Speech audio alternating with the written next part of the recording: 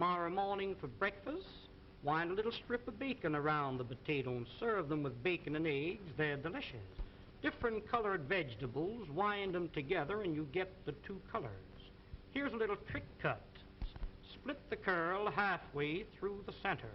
If you're making a shrimp salad and you happen to run short of shrimp, mix these in with the regular shrimp. Upon my word, you couldn't tell the difference until you started to eat 'em. Now the rest of the potato, you stuff it.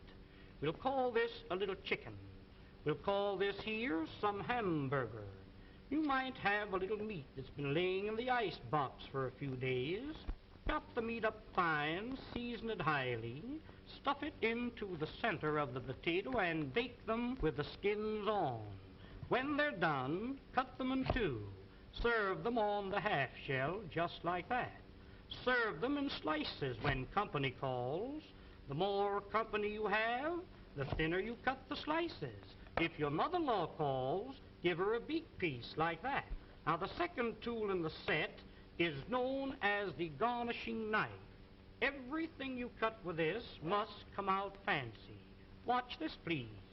You cut down, you turn the potato, and then you cut through the edge. First one way and then the other. Sweet potatoes cut like this, drop them into a little batter of pancake flour and fry them. When they're golden brown, sprinkle molasses on them. Serve them with strips of bacon for breakfast. Why, they're delicious. Here's beets, you pickle them, and carrots, you steam or cream them. In making the original French fried potato, cut them in thick slices. Put them one on top of each other. Cross-cut the slices and you'll never eat a French fry any other way. The potatoes cut like this will not absorb the fat because they're garnished around. Pineapples cut for your pineapple and cheese salad, cut them the same way. Here is one, and this is a dandy. Cuts any thickness or any size. Open it for a thick slice, close to the top for a thin slice. Saratoga chips, you can make them for 3 or 4 pennies a pound. Just pull the blade towards you like this. If you want the slices thicker than this, open the blade, there's a thick slice. Shoestrings for your Friday fish dinner, cut them down like this.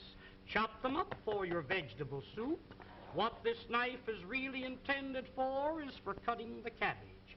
You know the old-fashioned board, how you rip and tear, sometimes nipping the ends off your fingers.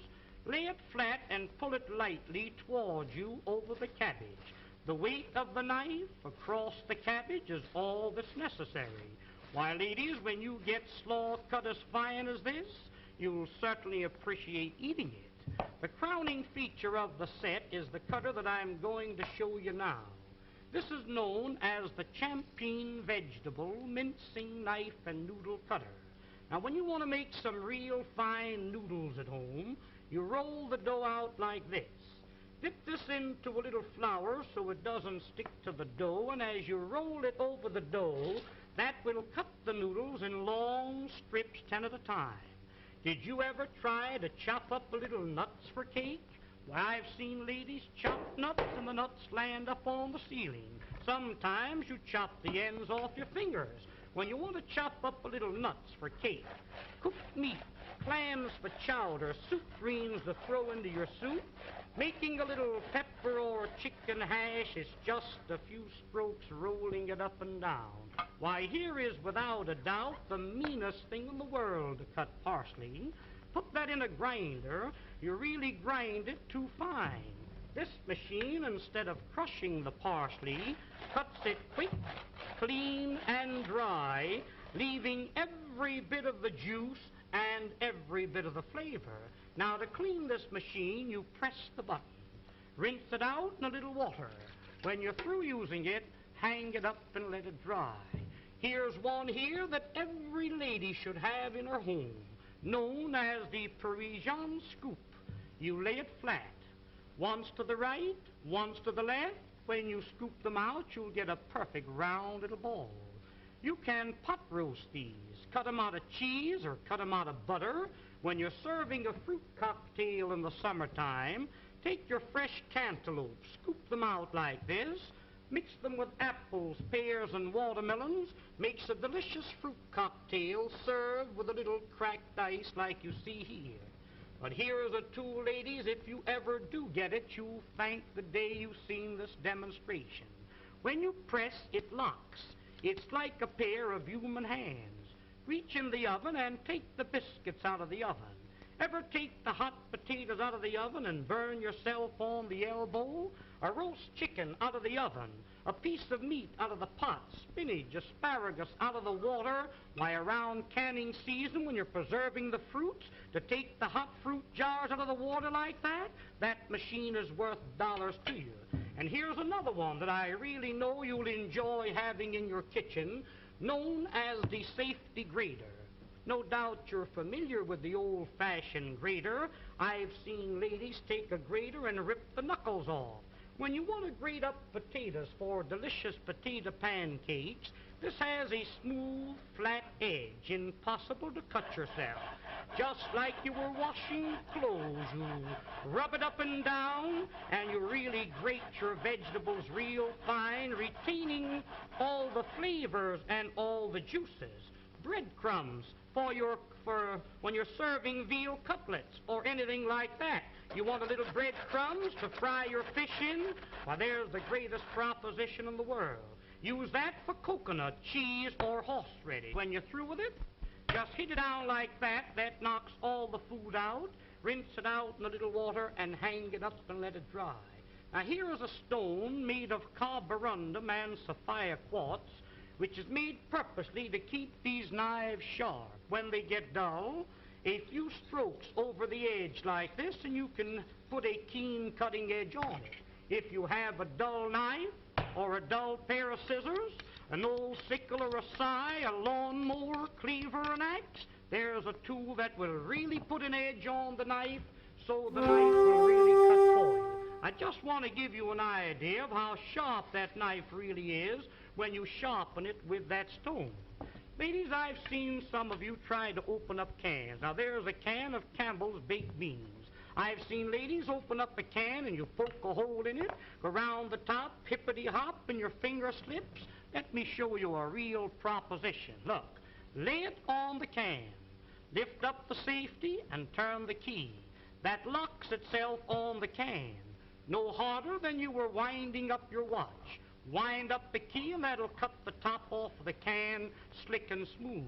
Notice how the end raises itself up in the air so you can lift the lid off, giving you a clean, smooth edge. Now that can be used for sardine cans, square cans or round cans, exactly the same way. Now this tool here, my dear friends, needs no introduction. This will save you on an average of $20 to $30 every year you use it as a peeling knife.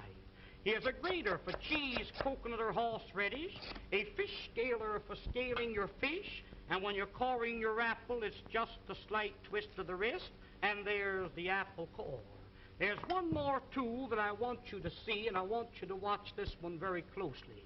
Many a times when you're baking a pie, you have a pudding in the oven. I've seen ladies wrap a towel around your hand, and many a times you burn your fingers. Hook this onto the pot like this and lift the hot pots off the top of the stove. You've got a pie pan in the oven. Catch a hold of the pie pan like this. Why, you couldn't get it off with a team of horses. This will positively lift 100 pounds. There's a pail of water weighs 50 or 60 pounds. That's the way you pick it up. But there's one more tool. I'll be all through and I'll be finished. Oh, now the next tool and the last one is what they call the Sarah Bernhardt cutter. This was invented by the head chef of the Imperial Hotel in the city of Berlin, Germany. You place the screw into the center of the vegetable. Twist the vegetable until the threads catch a hold, then you wind this up. You keep winding until you utilize the whole potato. The faster you turn, the quicker the slices. Why, ladies, here's a machine for slicing onions. The first onion that you slice with this cutter, you'll bless the day you've got a hold of it. Every slice cut exactly the same thickness. every slice cut the same size. In making what they call a rosette, pull the vegetable out like this. Pin the ends together with a toothpick. Drop that potato into the hot fat and fry it. That will come out like a donut, golden brown. If you're serving a nice fish dinner, a little parsley goes in the center with the fish all around it. Makes a very appetizing dish. Did you ever try to slice onions with a knife? You know how you get one thick slice and one thin slice? Run the knife through the center. That will separate each slice individual. Almost like magic, there is every slice cut exactly the same thickness and the same size. Wouldn't you like to have a set like this in your kitchen? Why, of course you would. Now don't forget, attend this theater every week and receive this 12-piece fascinating...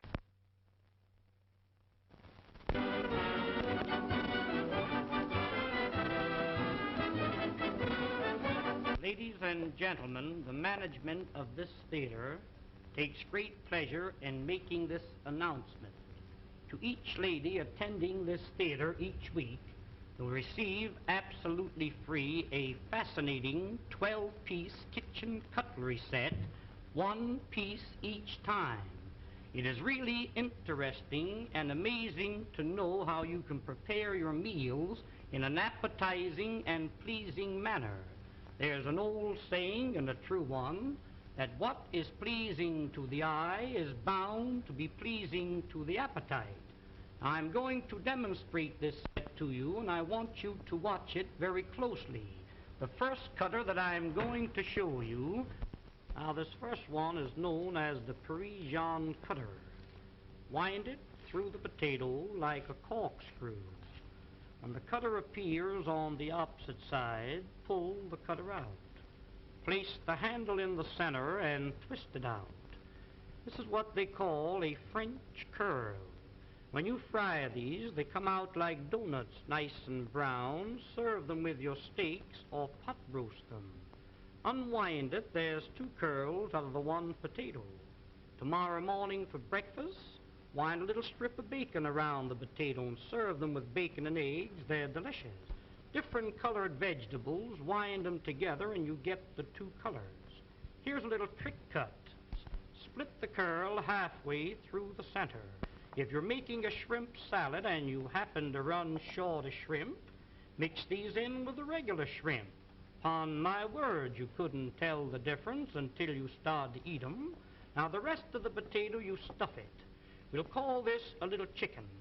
We'll call this here some hamburger. You might have a little meat that's been laying in the ice box for a few days. Chop the meat up fine, season it highly, stuff it into the center of the potato and bake them with the skins on. When they're done, cut them in two. Serve them on the half shell just like that. Serve them in slices when company calls. The more company you have, the thinner you cut the slices. If your mother-in-law calls, give her a beak piece like that. Now the second tool in the set is known as the garnishing knife. Everything you cut with this must come out fancy. Watch this, please. You cut down, you turn the potato, and then you cut through the edge. First one way, and then the other. Sweet potatoes cut like this. Drop them into a little batter of pancake flour and fry them. When they're golden brown, sprinkle molasses on them. Serve them with strips of bacon for breakfast. Why, they're delicious. Here's beets, you pickle them, and carrots, you steam or cream them. In making the original French fried potato, cut them in thick slices. Put them one on top of each other. Cross-cut the slices, and you'll never eat a French fry any other way. The potatoes cut like this will not absorb the fat because they're garnished around. Pineapples cut for your pineapple and cheese salad, cut them the same way. Here is one, and this is a dandy. Cuts any thickness or any size. Open it for a thick slice, close to the top for a thin slice. Saratoga chips, You can make them for 3 or 4 pennies a pound. Just pull the blade towards you like this. If you want the slices thicker than this, open the blade, there's a thick slice. Shoestrings for your Friday fish dinner, cut them down like this. Chop them up. Afternoon, evening, everyone. How we doing tonight? Gonna do steak tonight. Valentine's Day. We've got New York's that I'm going to promptly go ahead and get into a preheated immersion circulator.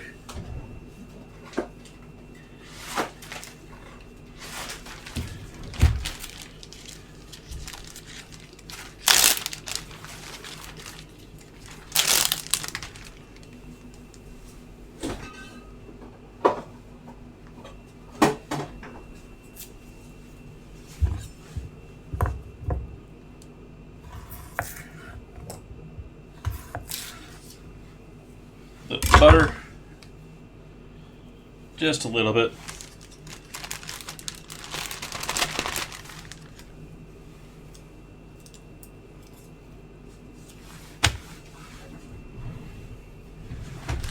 One in each of the bags.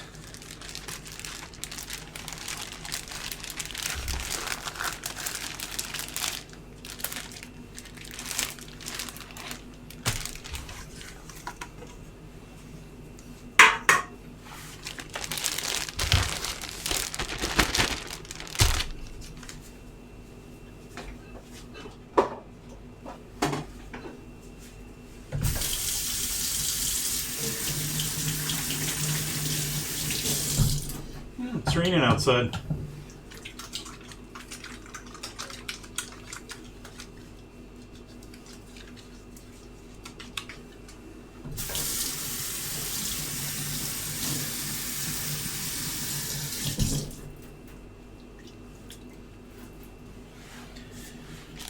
So I'm just going to use the immersion circulator to seal the bags.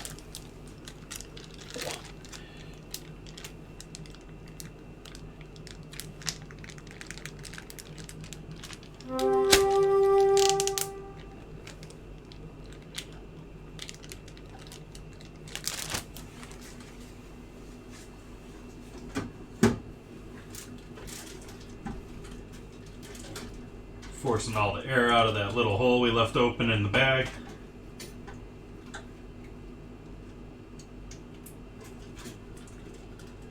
And we'll just pin that to the front. Go quick grab 2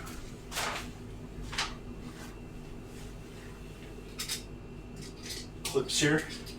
Maybe I need to rethink having those all the way by my front door.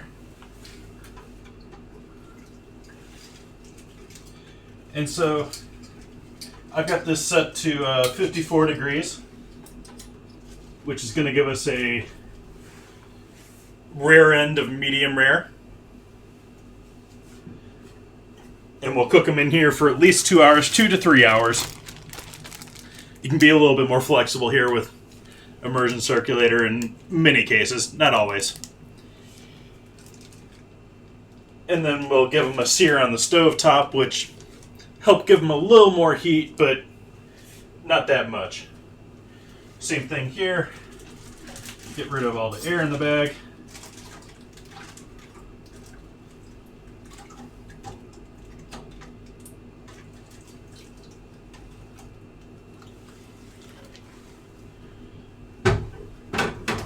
We'll put this one in on this side.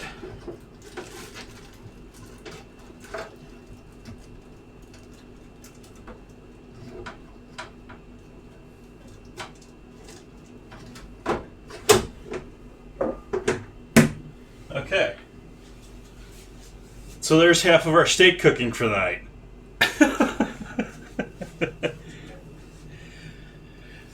Next we're going to get going with cream puffs, because we can do the cream puffs, get them in and out of the oven, and then roast these other things while we're allowing them to rest. But if you've done a shoe dough before, or have seen a shoe dough made before, it's not your typical dough mixing practice here. We're going to do most of this in the stove, on the stove rather.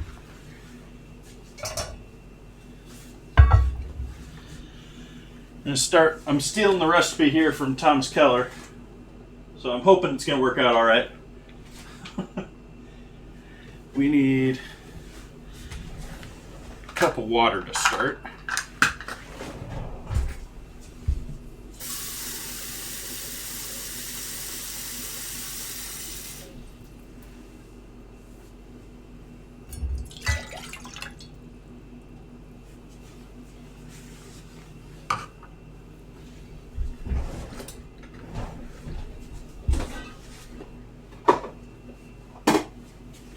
Five and a half tablespoons of butter.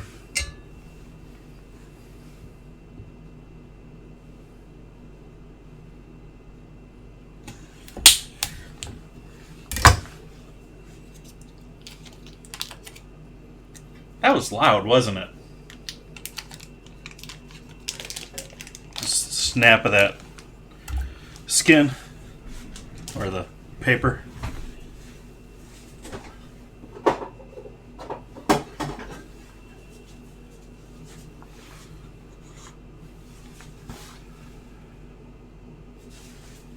Sugar and salt.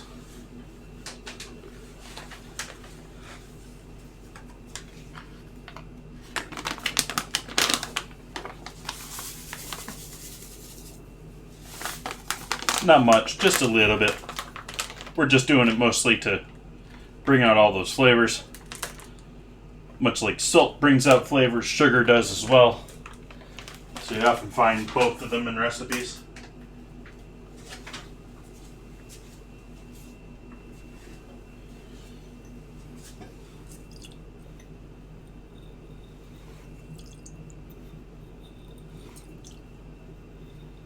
Still dredging the bottom there so that it was not quite full pinches. And then we need to sift our flour. I'm going to be using high protein flour, which sort of a preference thing.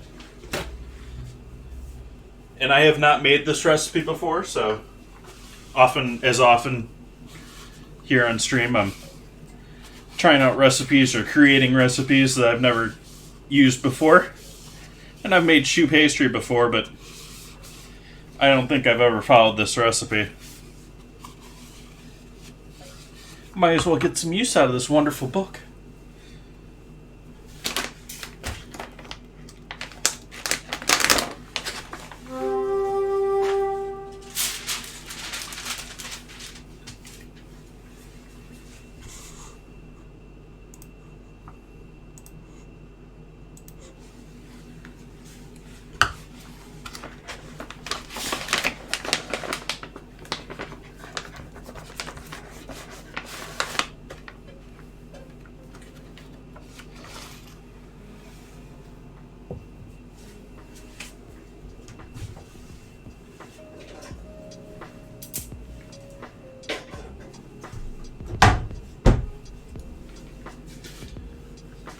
I'm going to sift the flour.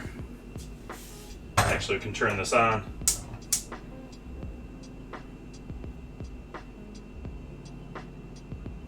We're just going to bring that in up to a simmer. Make sure everything's melted.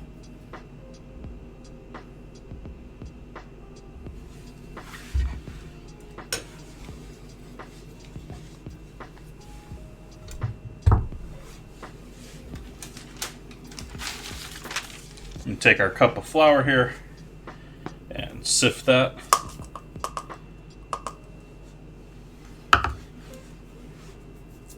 Just to make sure we got nice aerated grain, there's nothing stuck.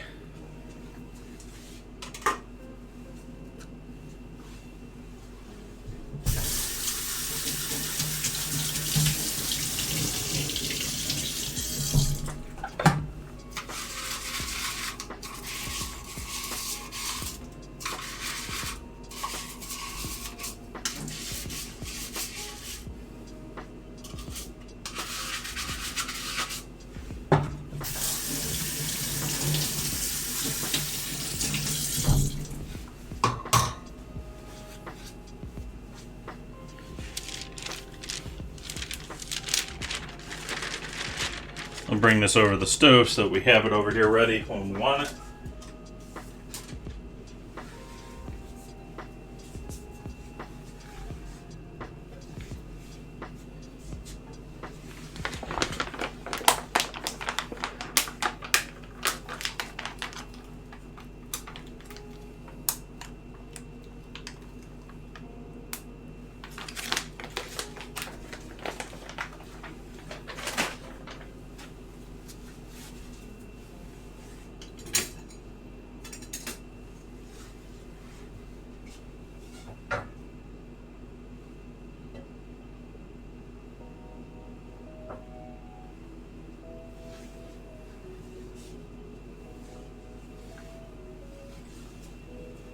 So we'll bring that up to a simmer.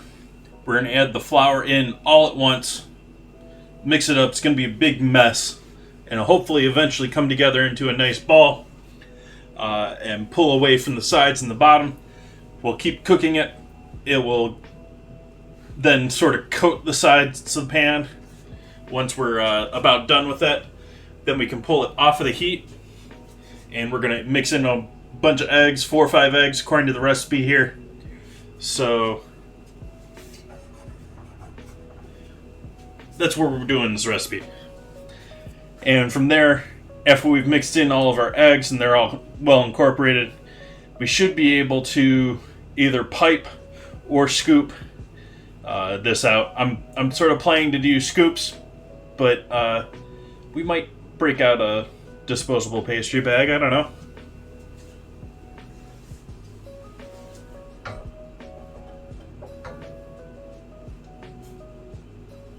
Oh, we need to get our oven going.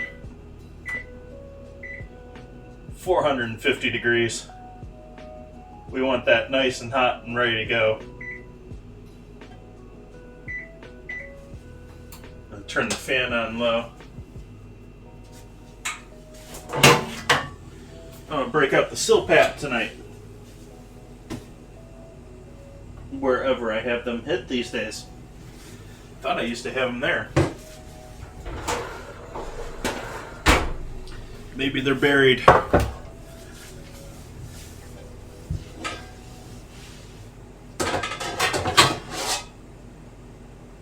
don't see them there. Nope, definitely not there.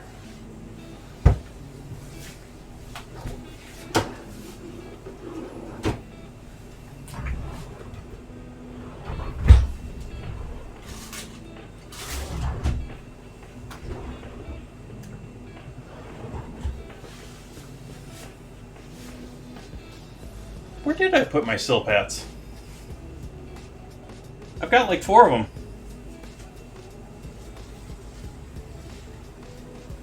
Oop. A little warmer than we needed that to be. We'll hold off on that for a second while I try and locate what I've got in my silpats here.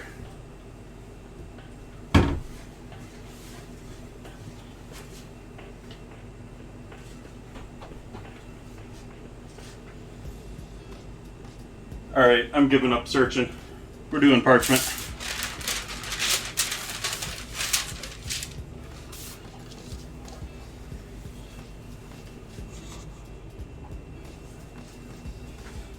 Okay, so we're at a decent temp there. Let's cool down a little bit. Let's dump in all of our flour.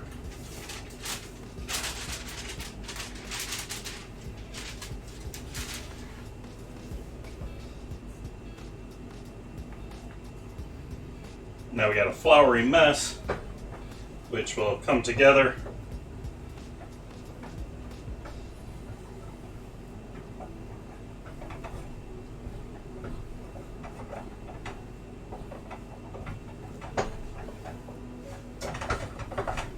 And lower the heat a little bit here as we work this together. As I said, it's pulled pretty much off the sides. It's actually already starting to create that sort of skin or light coat to the outside of the pan.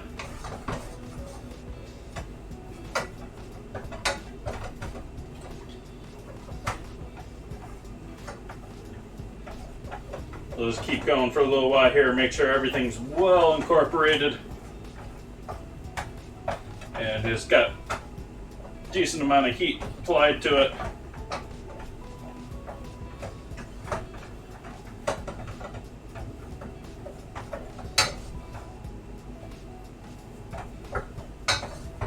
Again, you could have used AP flour. The color in here is just whole wheat, high protein flour. We'll pull that off the heat now. Switch over to the cutting board.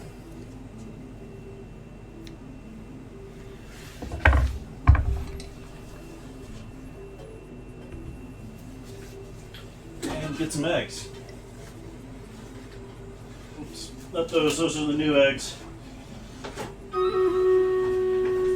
Bottle! It is bottle time. We can hold off on doing the eggs. They don't need to be cooked. They get cooked in the oven. So let's run our 1 minute ad and then we'll do our battle.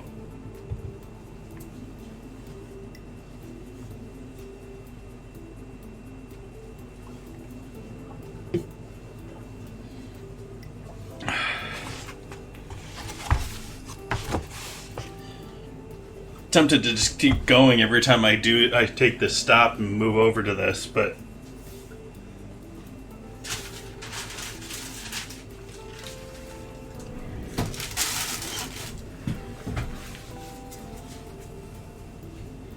so how is everyone tonight? Anything new to report?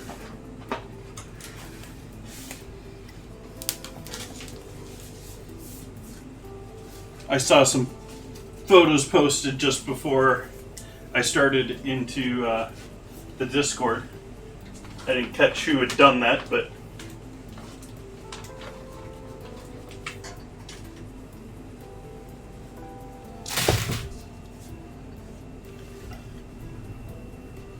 also posed a question or a couple of questions in the Discord. Also changed up our emotes here in the last couple of days.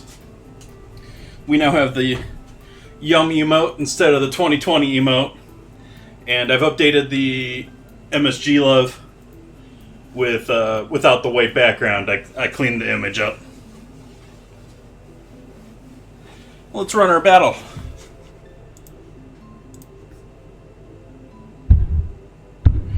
Currently on a quest to use both these and maybe clerics. I know I need to do 3 flag carriers tonight for my quests.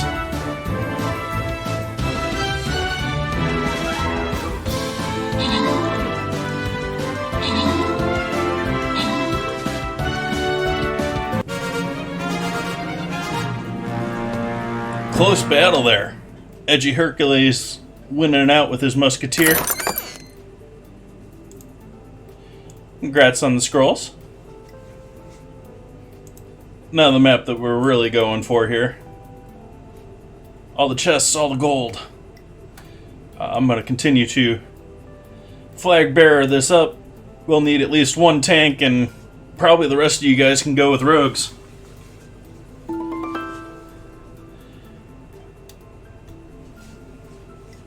Back to dough time. So we'll start in 1 egg at a time.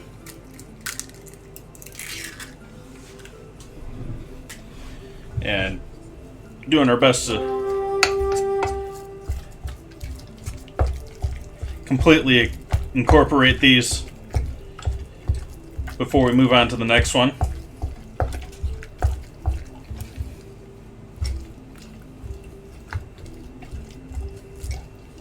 These are really steps that they throw in a recipe because they just want to make sure you stir things enough.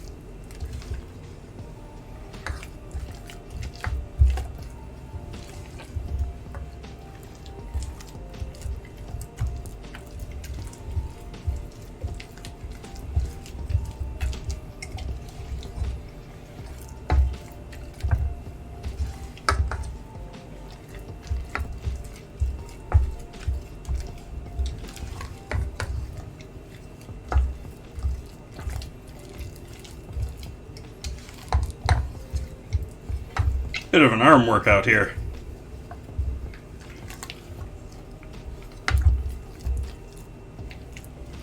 Hopefully everyone's having a good Valentine's.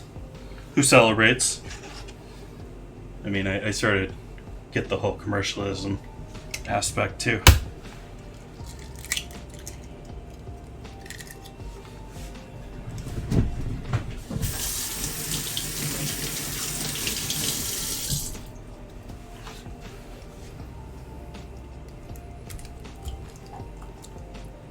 There's already one egg missing, so this is number 3.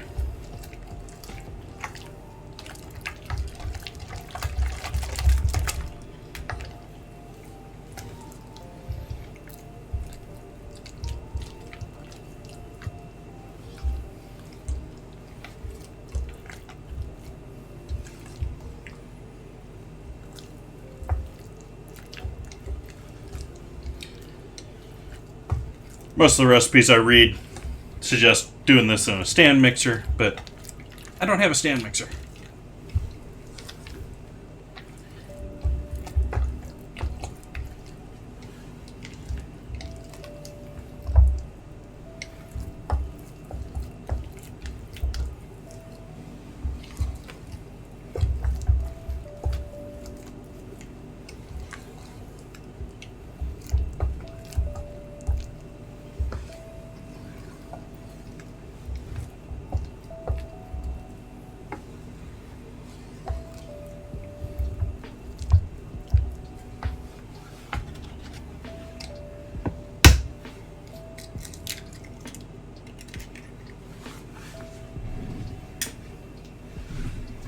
Also a good plan to crack the eggs before you put them in there, or you can even give them a light whisk before you get to this point. It's good practice to break your eggs elsewhere from your dish because you get shells in it sometimes. Might need one more. In fact, I'm planning one more.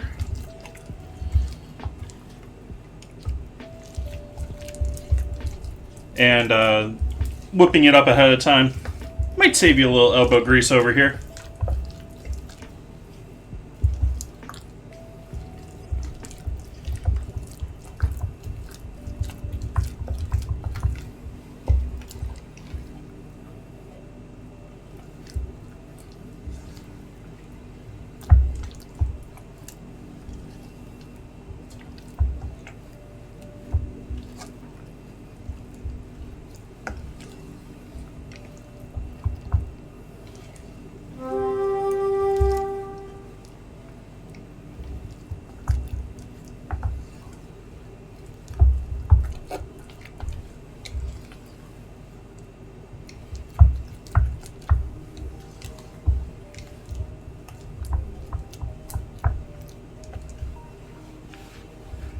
My arm is getting tired.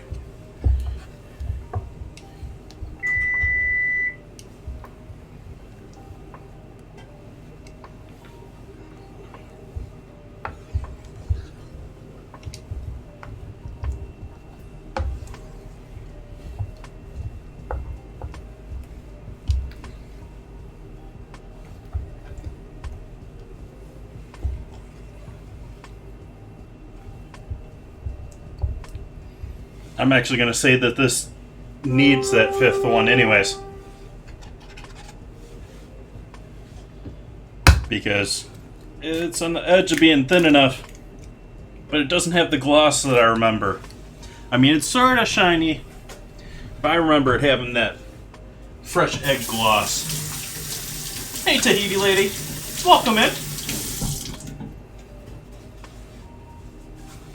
So let's go ahead and throw the rest of these back in the fridge.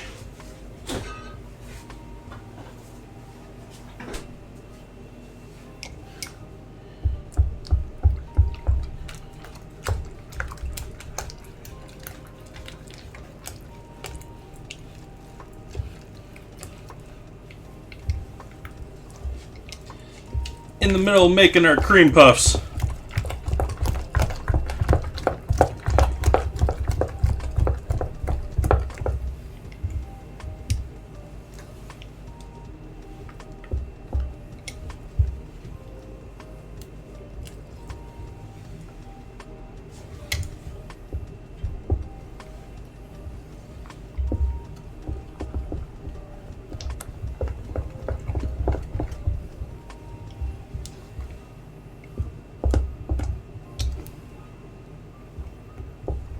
Okay.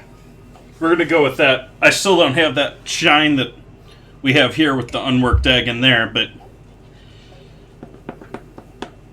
I can't go any thinner with this. This is actually thin enough now that I doubt it would hold proper shape if I was doing something piped. Which we're not, so. Or at least for primary plans. There is quite a bit here for just a couple cream puffs, but at the same time, according to the recipe that I was following there, which Thomas Keller, he sort of has decent recipes most of the time, is that it, I completely lost my train of thought of what I was saying he was good at. But it's a recipe that's not well cut down. Cut back up. So we have our parchment line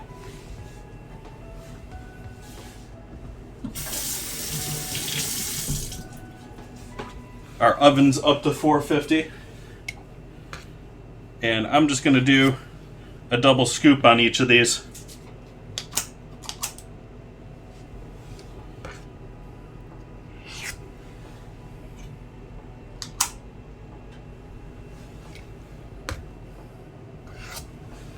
See where we get with that. This is a bit runny from what I remember.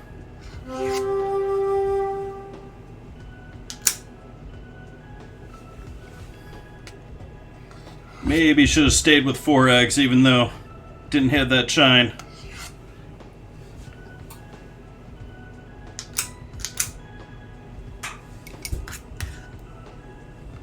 But the egg is going to be our leavener and our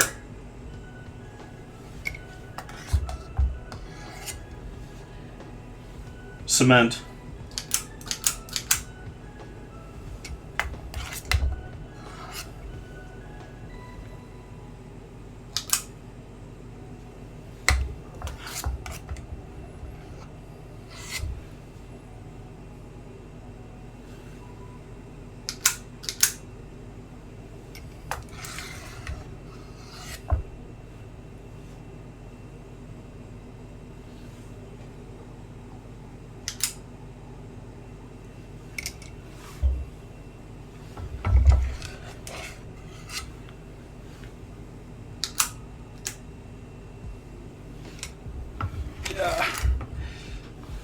These are spreading out way too much.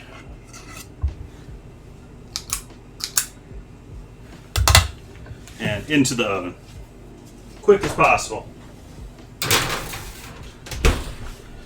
Because my other alternative, which is what I'm going to do with the rest of this here, is I'm going to touch more flour.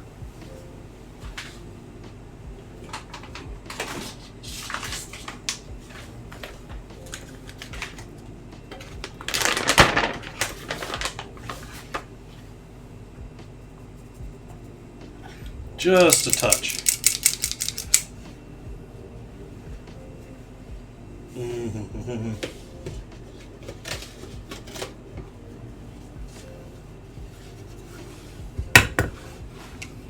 We'll see with a touch more flour if we can't.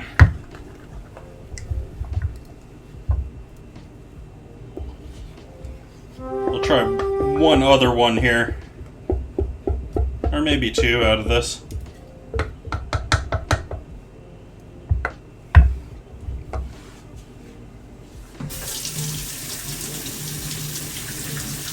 Nice, Tahiti lady.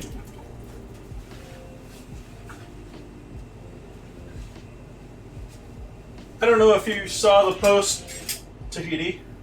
I'm going to show you guys the disaster back behind there, but I have this cutting board that I made several years ago, and it's not really great for food. It's got too many cracks and gaps and spaces in it.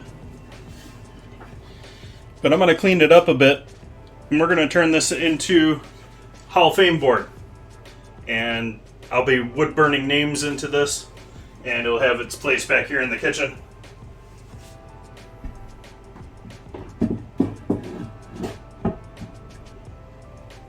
And so, I don't have the program set up for this, but I'm thinking of doing 7,500 sprinkles, which is not a small amount, to get on the board.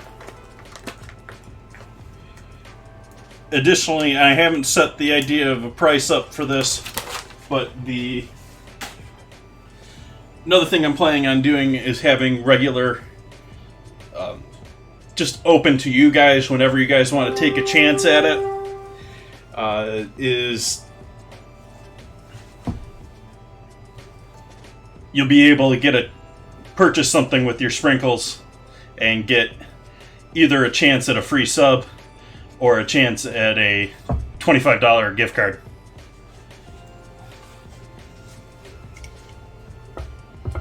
And there's some other things I'm sort of hoping to incorporate into that, but I don't know for sure that they're going to come to fruition. I've been sort of working on this plan, intending to have it set up for the 1st, and we're still here. You see, that holds its shape a lot better. Just that little bit of flour in there. We'll see if that works better with these.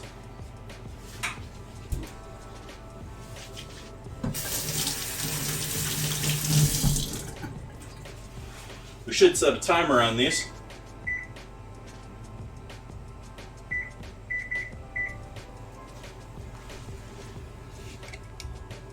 We'll set this off to the side for the moment.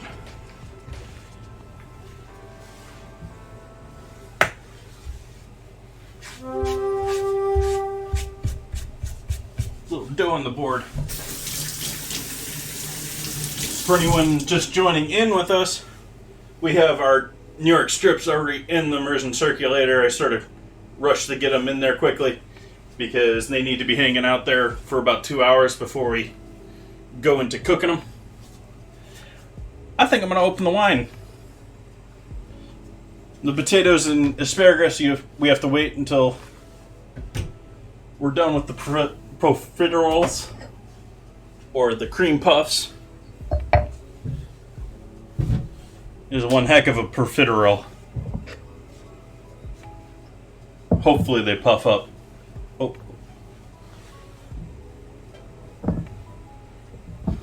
I don't care if they're big and poofy.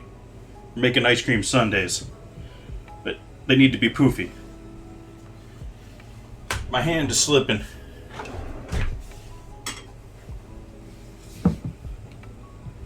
Oh, that's why it's slipping.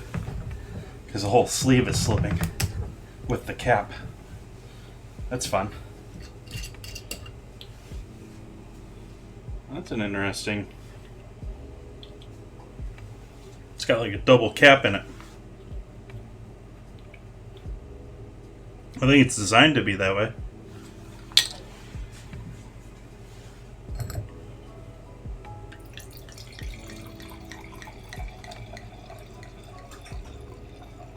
Now this rosé is probably a bit light for our steaks tonight, but it's a nice sipping wine.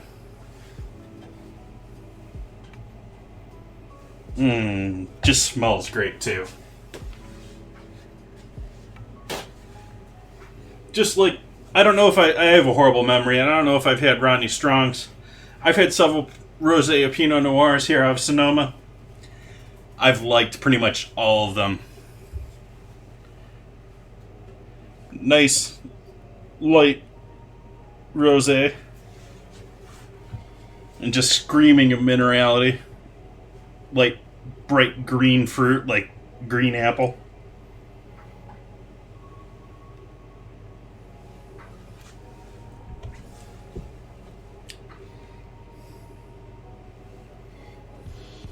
Nice stuff. Bright, it would be, it's very acidic, it's making my mouth water.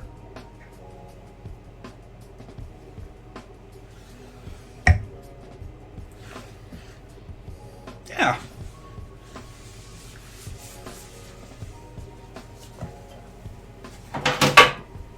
Might as well get another tray ready, but we're not gonna scoop that one until we're ready to throw it in the oven. In the meantime, we're going to get our béarnaise started. Well, sort of. I'm going to cheat with making my béarnaise. And we're going to do it in the immersion circulator. We're going to wait for those steaks to be done, and then we're going to throw the béarnaise in there. And that's going to take about 25 minutes from there.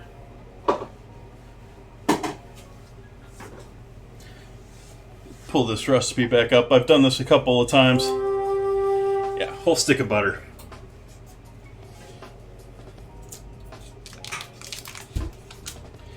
And the beautiful thing about this, don't have to make clarified butter. Don't have to worry about if it's going to come together or not. You just throw it all in the bag. You bring it all up to proper temp all together. You know, the 25-minute cook at 65 Celsius or 150-ish.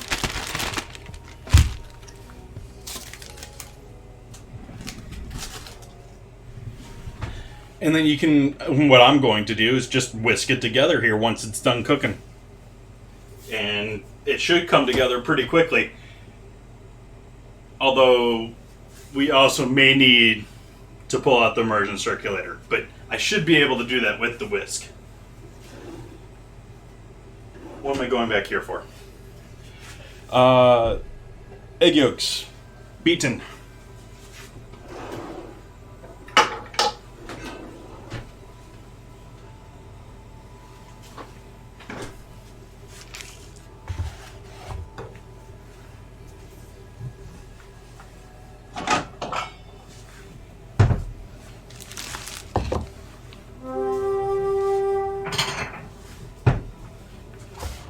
I'm going to take some of my own advice here and crack the eggs before I put them in the bowl.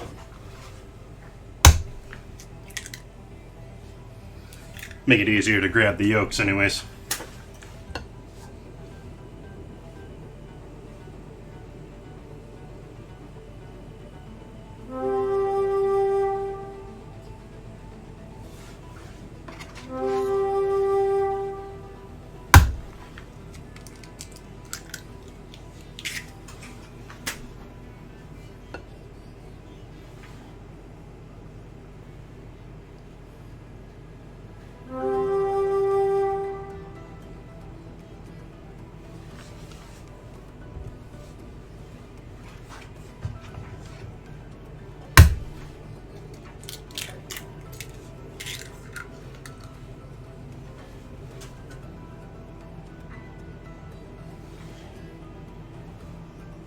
Oop.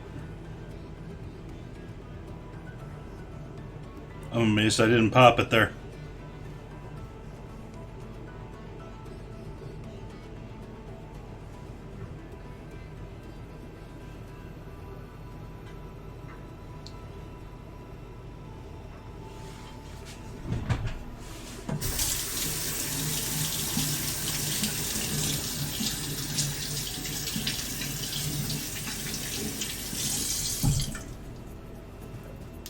If you ever looked at an egg really closely, it's not so much that they're like the yolk is encased.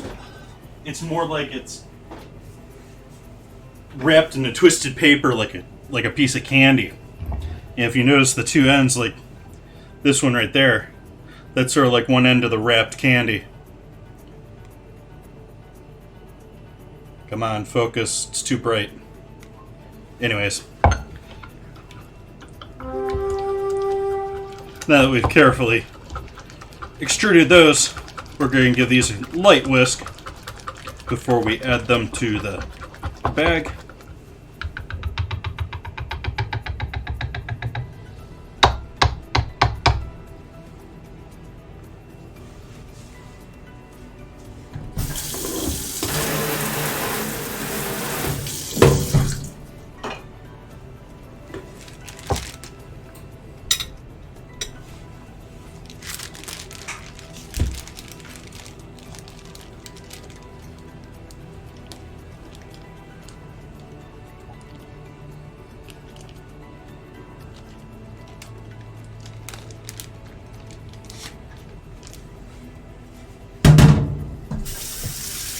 Oh, Tahiti Lady, you'll notice that the emotes have changed.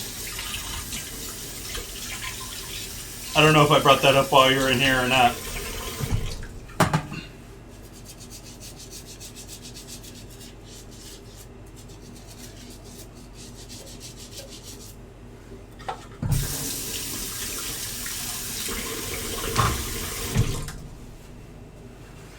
Yep. There's now a yum emote. There's also now a, well, I cleaned up the MSG heart.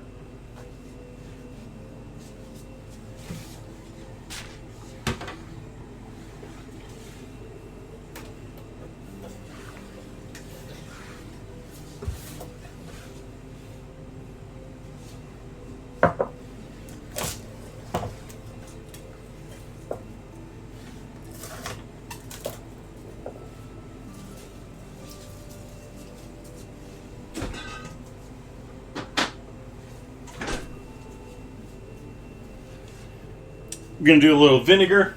You could do lemon. I think the recipe calls for lemon.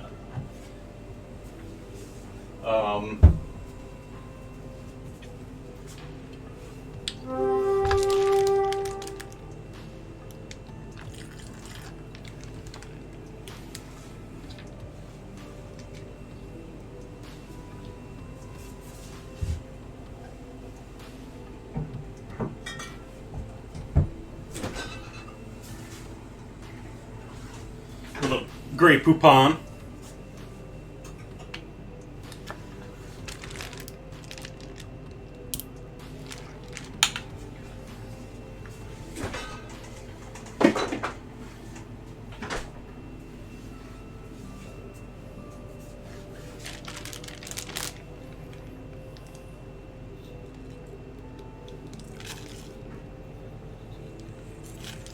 About a half teaspoon of salt.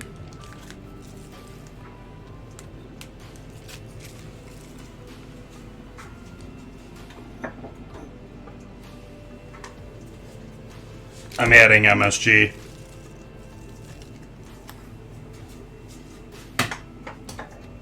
And white pepper. Because why would we want black specks in our butter sauce?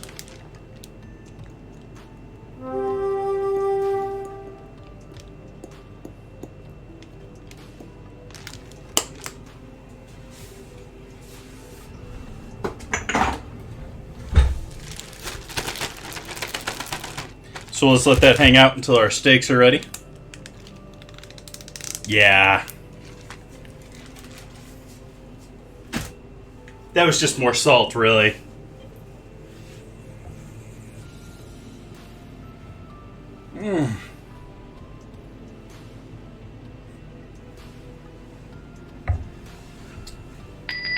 Hey, X-Spy.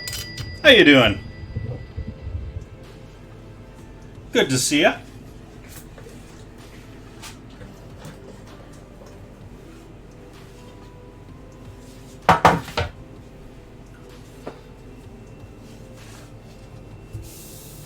How you liking, is it Valheim? Still can't remember the name of that game.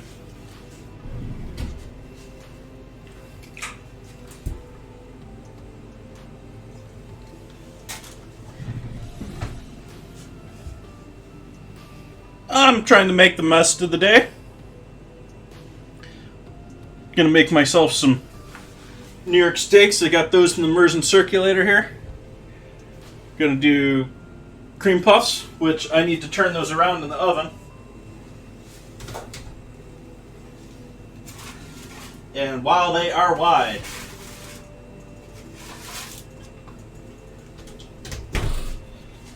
I'm still gonna give those another 10 minutes or so. Oh, I thought you were joining in on that.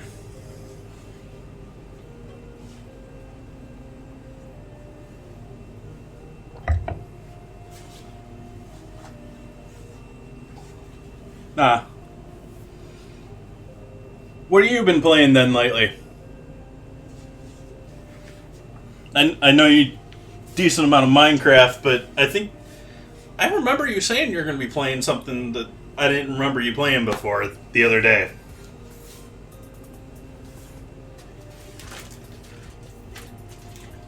So we got our Bernays minus the tarragon. I'm going to add the tarragon on in when I'm whipping it all together. So it'll be a last minute thing.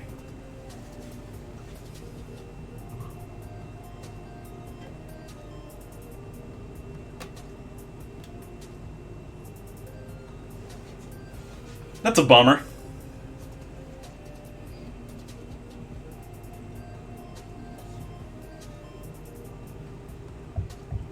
Nice guess, Tahiti lady.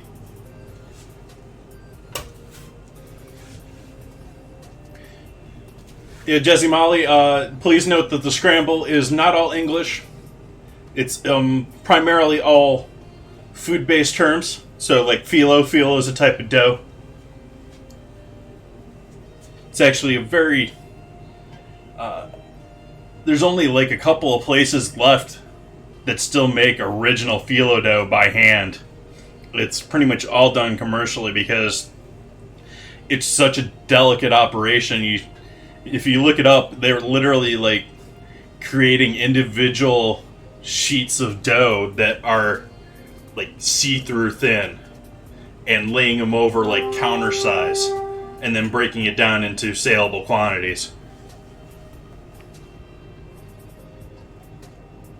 Abyss. I remember seeing the movie Abyss at one point, or The Abyss.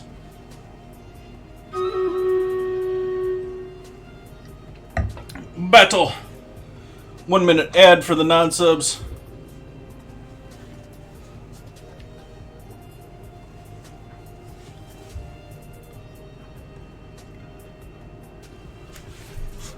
Let's see if I can't change that for a couple minutes here.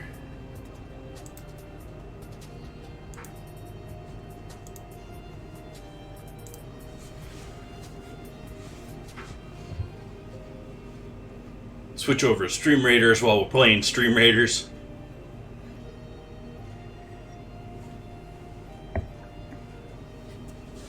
Maybe we do a couple minutes and just talking later on when we got everything in the oven and I'm just chilling. I have had a Steam account for going on 17 years. I don't really play anything on Steam. I probably got it originally for Half-Life 2.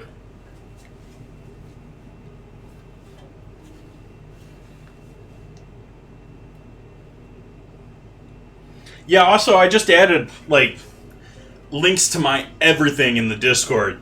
So if you guys are in the Discord there, I've got we've done a minute here so we can do our battle. And then I'll show you guys the Discord here.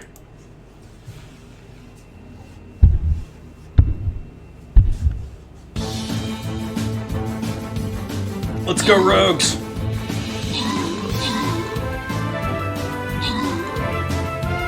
Do we have any chimeras? I don't see any chimera chests.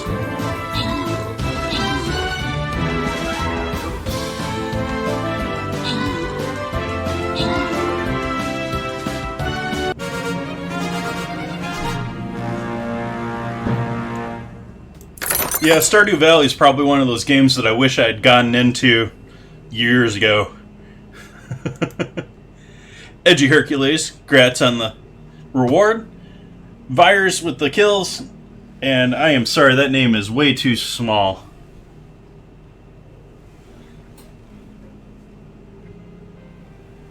Well, welcome and thank you for the assist. I absolutely can't read that, I'm sorry. My eyes must not handle that.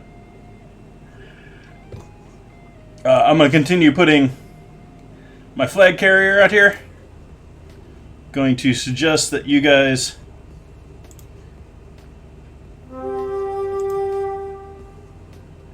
do not go in this section right here, because we're going to have to wrap around to get at him whichever way we go.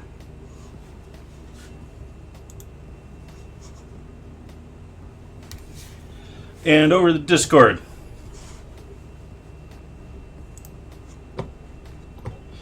We got Creole seasoning versus oatmeal. It's looking like it's going to be Creole seasoning here, guys. Oh, and I forgot to get that at the store today. I was planning on buying that just because it was probably going to happen. Now I got to go back to the store.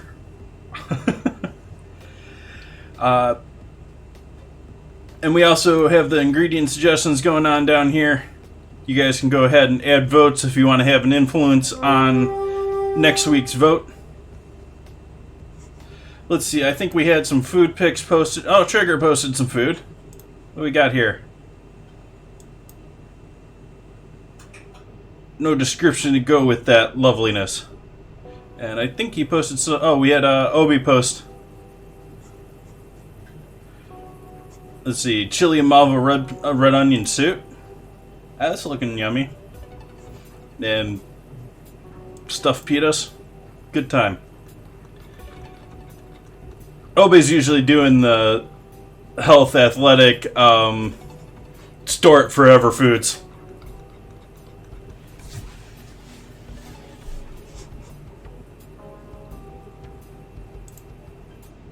But I was asking here about music earlier. I thought about using Epidemic, but I don't really have like a... There's song lists. It's more like Spotify, where you got to know what you're looking for, and it's all... I don't know any of them, and so I'm going to have to go through and figure it all out somehow. And I just don't really have the interest in jumping in and figuring that all out.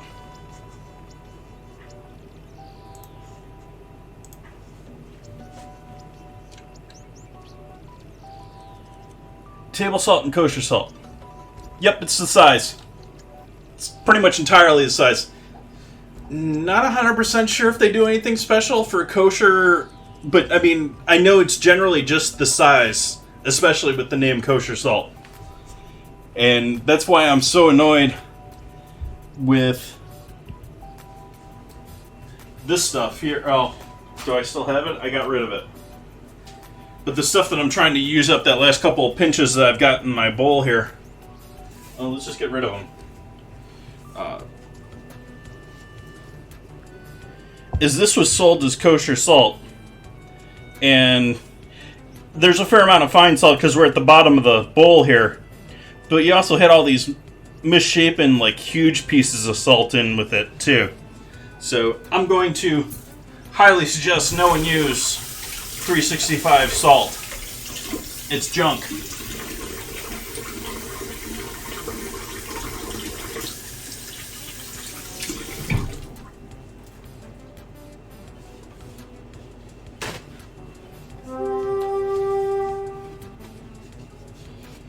And table salt is going to be almost as fine as what I was showing there. It just doesn't have the chunks in it normally.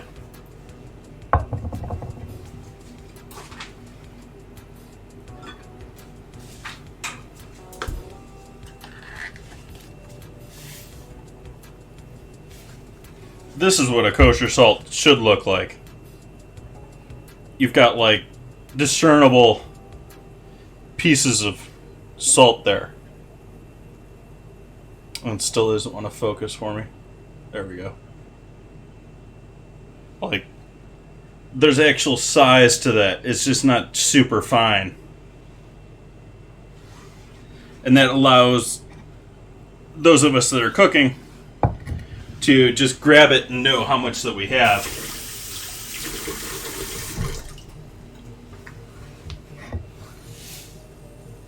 There's also a difference on your taste buds too between the different types of salt. And you'll see me use fine salt right after I'm done frying something. They often recommend you hit something with some salt after you fry it, which I agree with. But if you use kosher salt, it's too big and thick and wants to bounce off of that. So that's when you use fine salt. But primarily I use kosher. And our profiteroles should be done. Ooh, maybe overdone.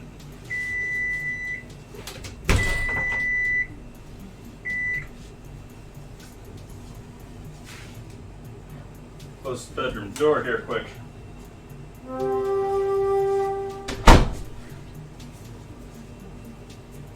we definitely have some poof. This guy's a little bit more of a flop, but he's stuck to the side. There we go. And so, done better. Let's give this other one a shot here after we let's pull these off onto, not onto that, onto a wire rack.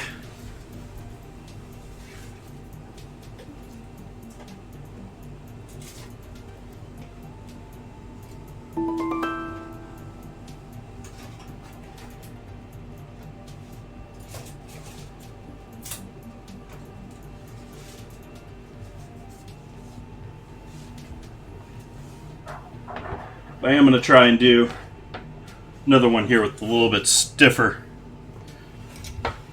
dough here.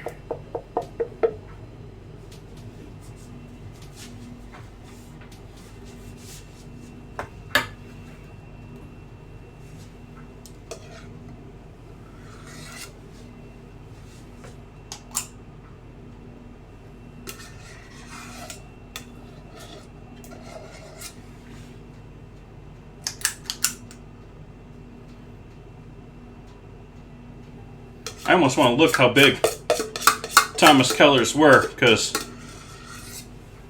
if those are overcooking with, you know, like extra dough, he's going to end up basically the same.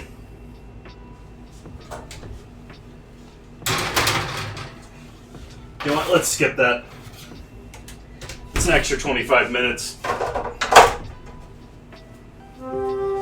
I think we'll be okay with these. I've done better work, but we're going to make it look good.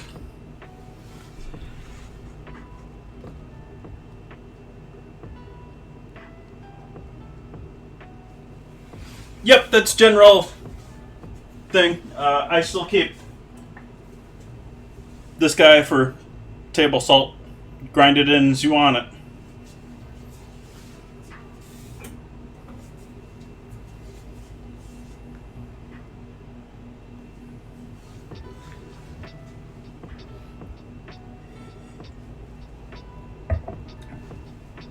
But having that done means we can get started on roasting veggies here.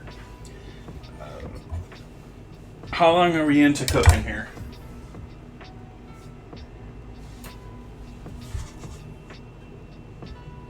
A little over an hour here.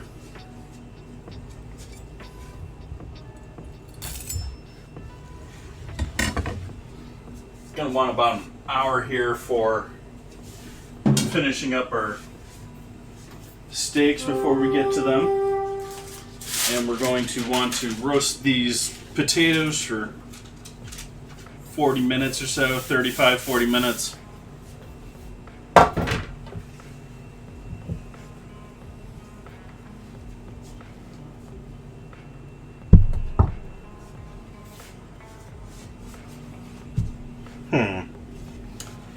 Trying to figure out when I want to put these potatoes in. I think I want to wait another 25 minutes for this, which means the other potato roll might have been an okay job.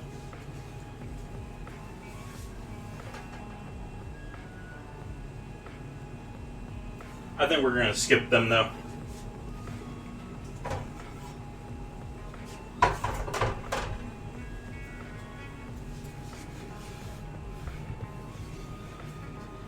We'll get everything ready though.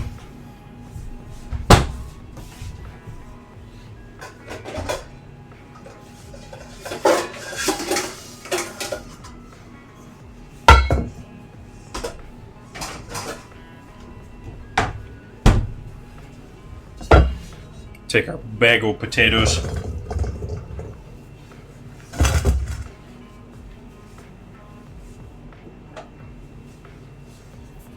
Little cheapo cooking oil, or sunflower in my case.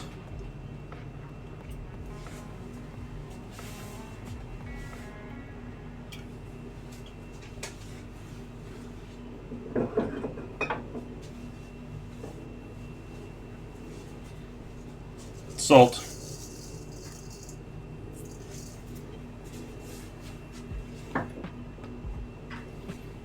MSG.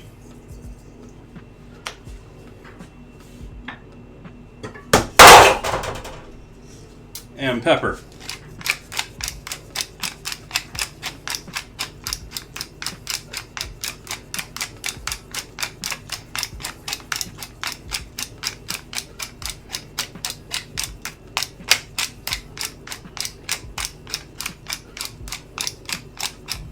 Really wish there was somewhere I could go and try a bunch of different pepper grinders and buy myself a new one.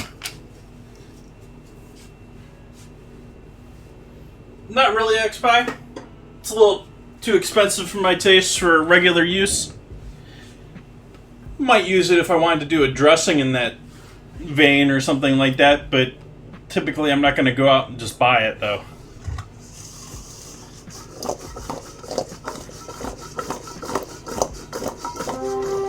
Generally, I have organic sunflower oil, which is what I'm using here, which is on the cheaper end of organic oils that are available for cooking. It's also a good high heat oil because its smoke point is up 500-ish. I also have some cheap canola, organic canola, but that was more for a cheap oil for making mayos last week or the week before. And I generally have a little olive oil around, extra virgin olive oil. Does anyone buy regular olive oil anymore?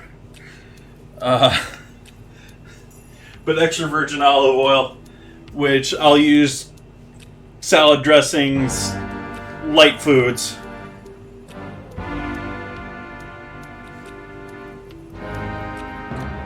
Hey, Huberman. Welcome, Raiders.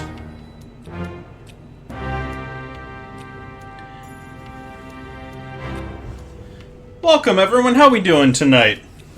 What's new and happening? What were we doing? I'm Jason. I'm not sure if you guys know me before or not. I cook here on Twitch 3 nights a week, Wednesdays, Fridays, and Sundays. Obviously doing a bit of a Valentine's dinner tonight. We're doing cream puff sundaes, doing New York strips, which I've got going away back here in the immersion circulator. These have still got another hour or so to go. We've got our... let's see if I can't find a better subject to show you guys. Our cream puffs, which are sort of a... They puffed a little bit, but they're a little fat and a little thin. We're going to turn those into sundaes. We're going to have them. That's going to be a good time. Working on potatoes here. Going to get these aside ahead of time,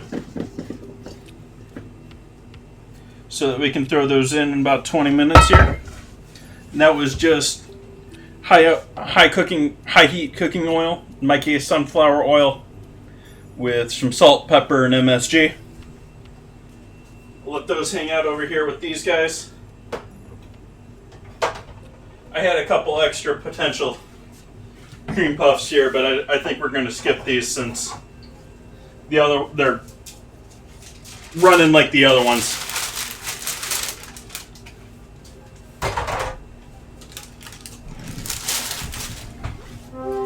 We also got asparagus for tonight.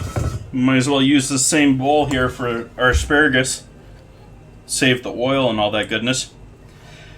I could be careful and do, each one of them for the right height here. I'm just going to be lazy about this because we're feeding one tonight, and so this is tonight and tomorrow for dinners. We'll do about there. And that will get us rid of pretty much all of our woodiness here. We'll all be into tender zone. I also very carefully looked for a bunch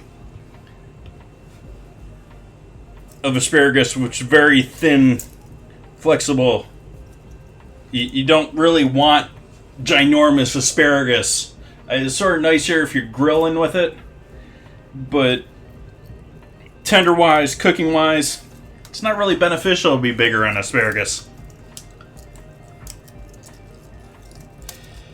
Welcome in, Clam Pipe. thank you for that raid. What were we streaming prior to coming in here? Thank you for joining me. So these guys will go into the compost. They'll be bug feed. Bug and worm feed. Though I think the bugs get to most of it before the worms. Save our rubber bands and have a purposeful place for our rubber bands so they don't get in any of our food. I say that not because I really expect you guys to get rubber bands in your food, but it is the #1 thing found in restaurant food that's not supposed to be in there. Rubber bands. Or maybe the #1 thing, I'm sure bones beat that, but of I forget the term for it. It's an actual legal thing too, because it's non-food that's in your food.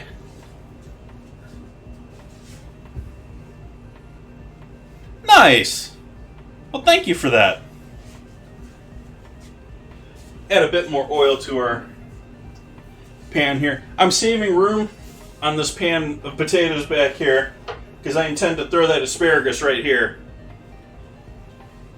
But this only needs about 25 minutes of roasting time, whereas those are going to need closer to 40.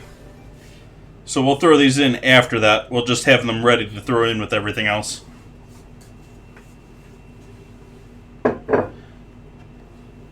Add a bit more salt, pepper, and MSG here.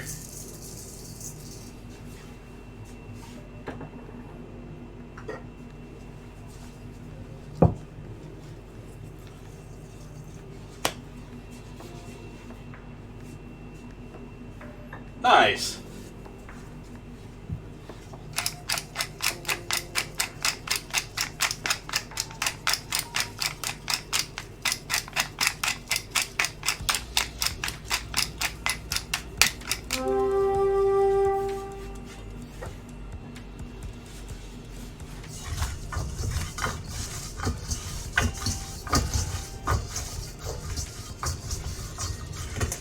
Do have the 18 plus rating because do have wine here. I'm drinking a rosé of Pinot Noir just because I sort of like them. That's a little bit light for a steak dinner, but I have a feeling this will be close to be done by the time we get to the steak dinner anyways. So we got these all nicely coated. They're all nice and shiny. We'll set those over here, ready to go. Also we have our steaks in the immersion circulator. I've got the immersion circulator set to, I think it's 135-ish. It is in 54 degrees Celsius. You guys can convert. And that should give us a nice low-end, medium rare steak completely through. If you guys haven't seen a steak that's been cooked immersion circulator style, I should pull that book back out here. It's the wrong book.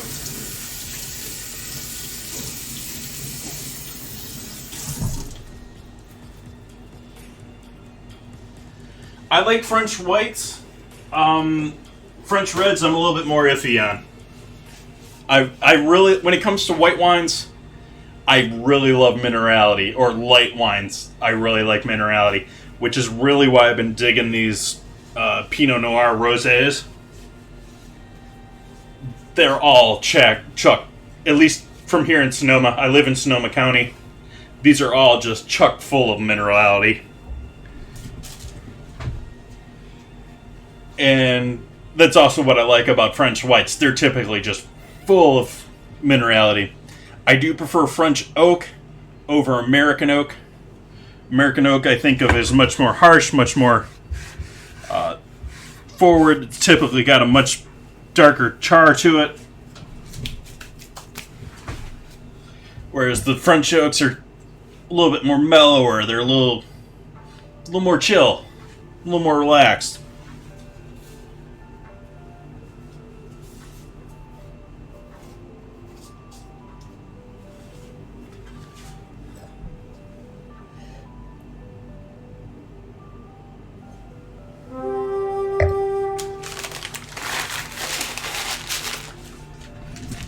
So how is everyone tonight?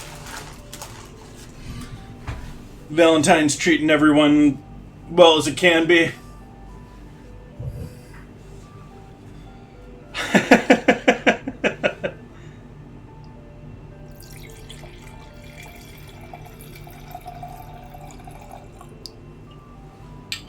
For anyone new joining in, on Wednesdays we'll go ahead and show you guys the Discord here. We have ingredient votes.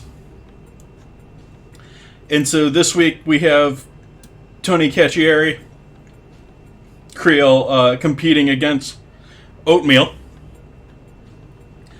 And we also have a list of, you guys can make your own suggestions, and the ones that get the most votes here are the ones that end up being in here next week. It's looking like Greek seasoning and wild rice. Generally I take the top votes, and otherwise I work from the top down. And we also got everything else going here, your typical Discord community. If any of you guys do join in here, we'll do a quick scan. I will have to give permissions for you guys to join. They'll probably be after the stream.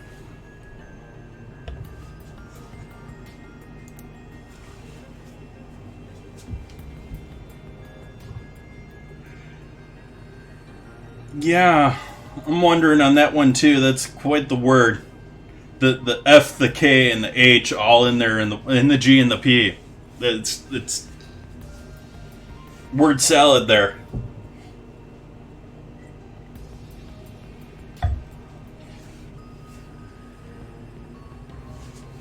It's probably a foreign language too.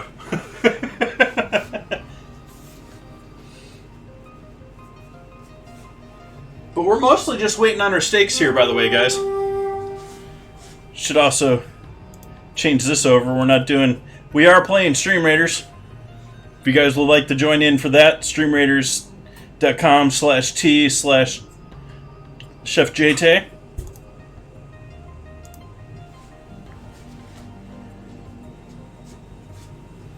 We're waiting on our puff pastries to do a bit of chill action here before we slice a couple of these in half. They'll be fine for the Sundae that I'm planning. Probably gonna go with that guy right there.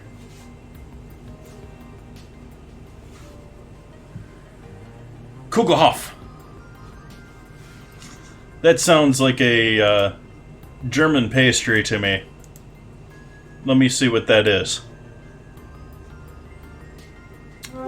A yeast cake with currants or raisins, nuts, and candied fruit. Sounds like fruitcake.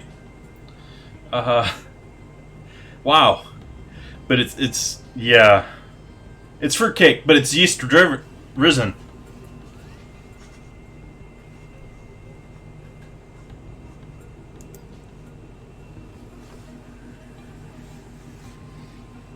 Yeah, if you didn't catch the cringe there.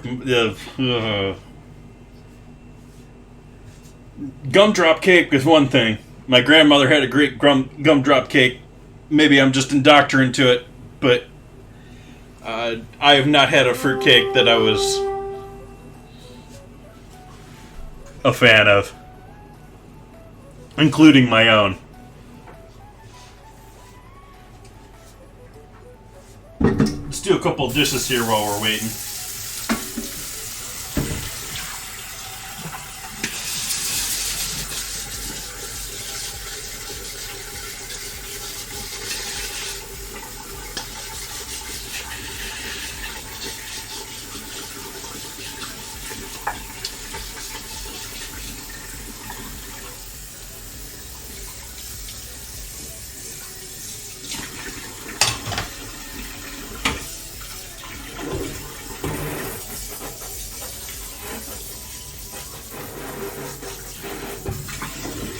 Turn up the music here while I'm cleaning.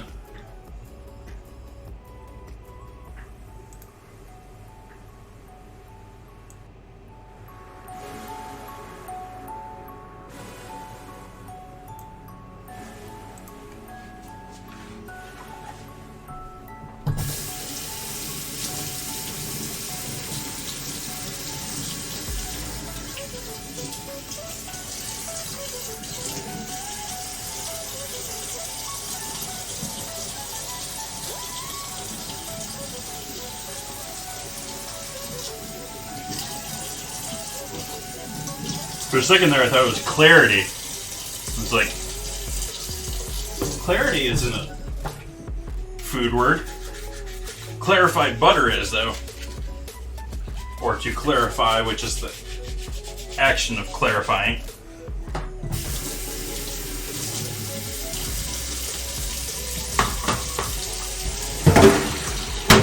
Oh yeah, sorry, X-Spy.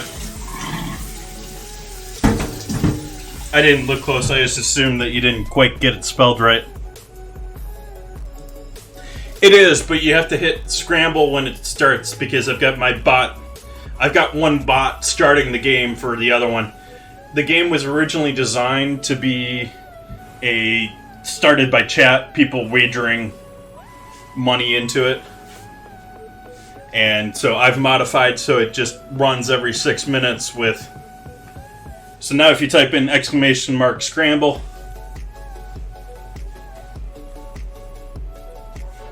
you'll be able to join into the next part of it.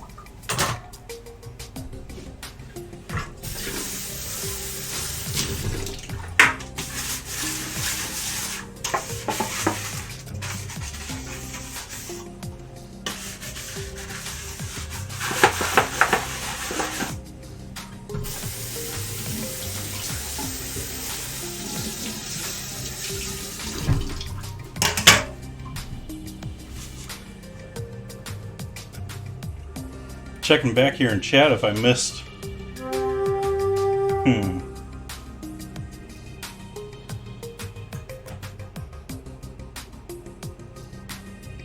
Oh, thank you for the follows in Tequila and Clan Pipe. I apologize for not doing those back when you guys followed. I appreciate that, if you're still hanging around.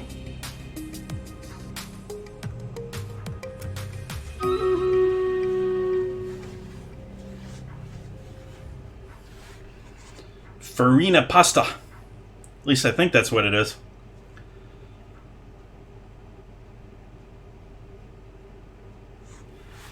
Alright, 1 minute ad for the non-subs and then we'll do our battle.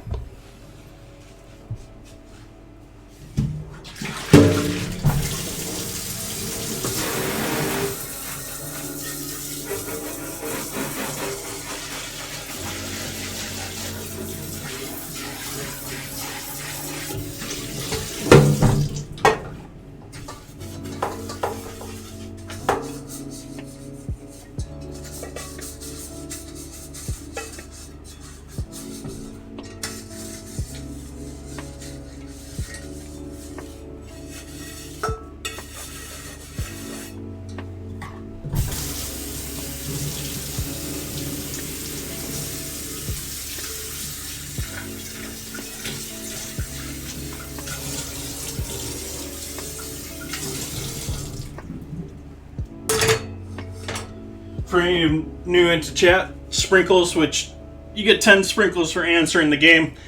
It's not a ton of points in terms of sprinkles. You get more sprinkles by viewing.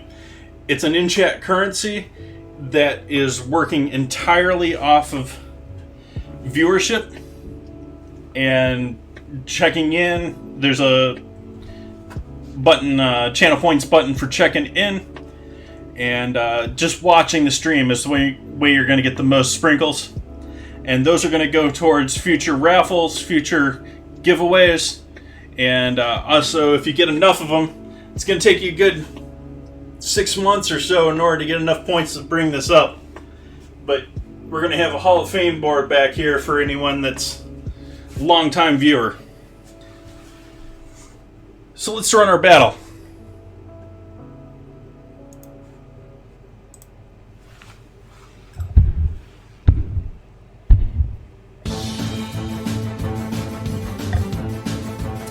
I have a feeling this one's going to be mostly just how long it takes for us to get to the mob. Oh wow, he took out a couple of them.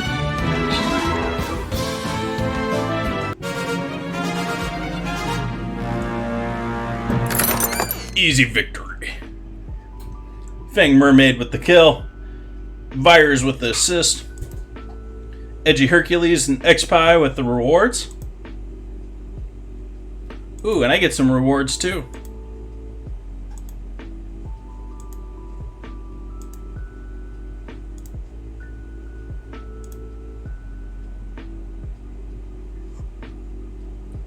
And actually, I don't remember. Do I have enough for my quests?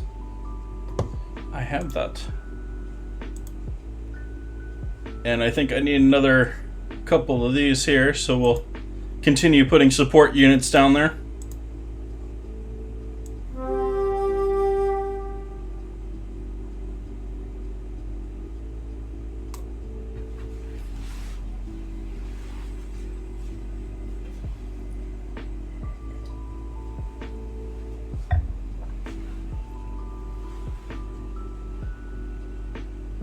Nice, X-Pie.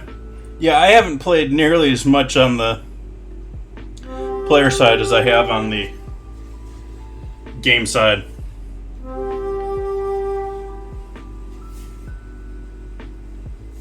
Let's see where we're at with time here.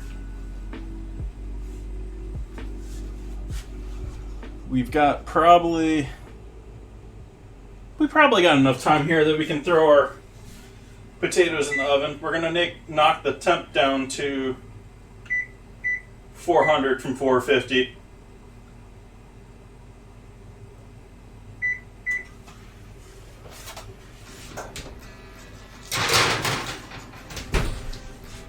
And we'll start a 20-minute timer.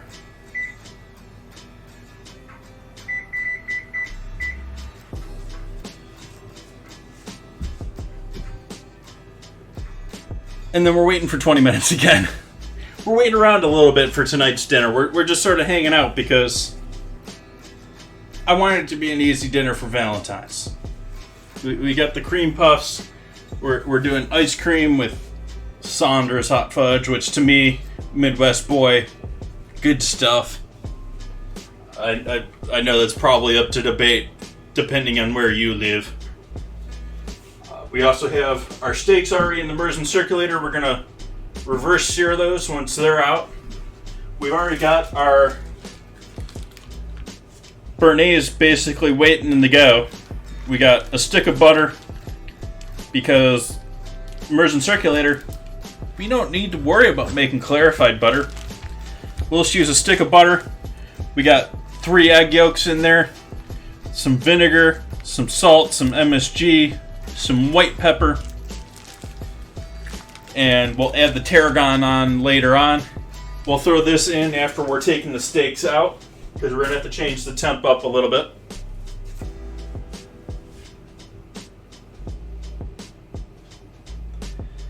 Yeah, I don't even have like a character. I don't think my top character is over level 20 on my player side of my account.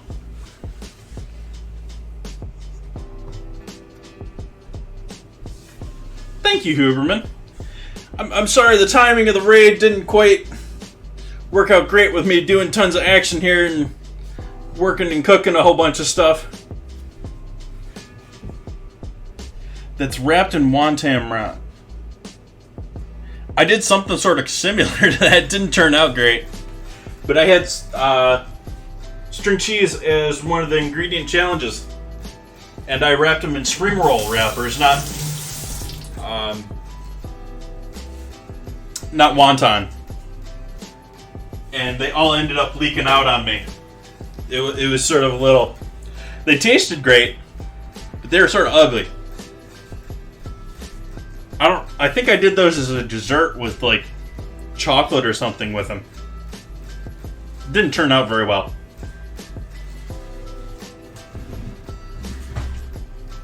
It's a little warm in here tonight.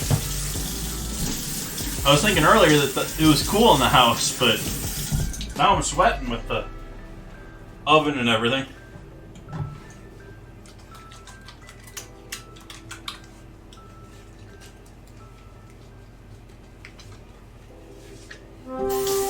It shouldn't change it too much. Wontons are essentially just pasta. I mean, they're flour and egg.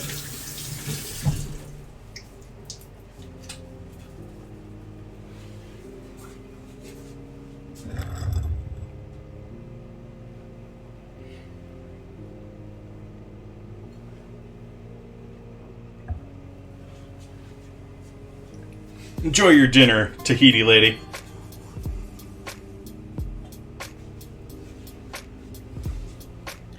Yeah, I'm more of a fan of the traditional one. At the same time, them being wrapped in wonton wrappers means even though they probably bought the mozzarella sticks and the wonton wrappers, it was probably made in-house versus just being pulled out of a freezer and thrown in the fryer.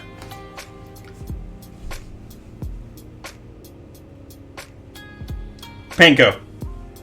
A instead of a I.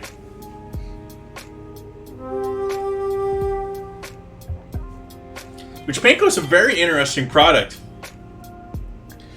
It's actually baked for making the breadcrumbs.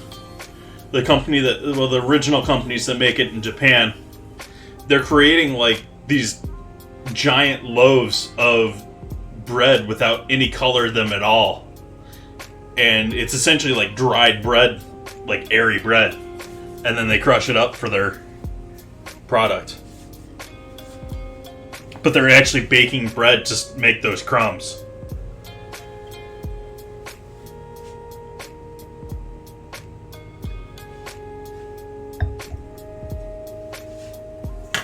I'm sure you can find videos of it elsewhere.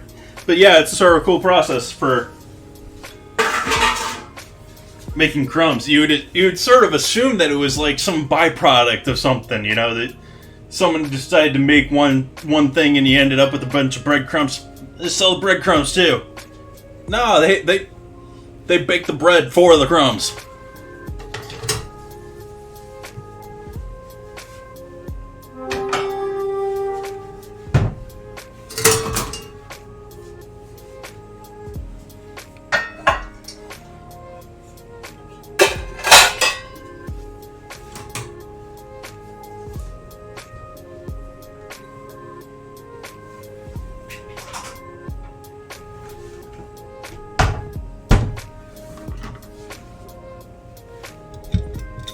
Oh, with my horrible memory, I do try and be as informational as I can be.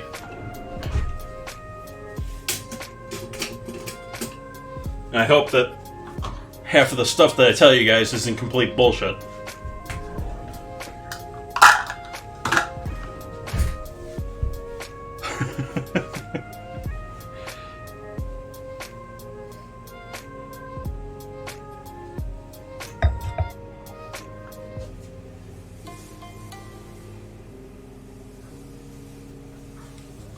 Let's see what we got going here.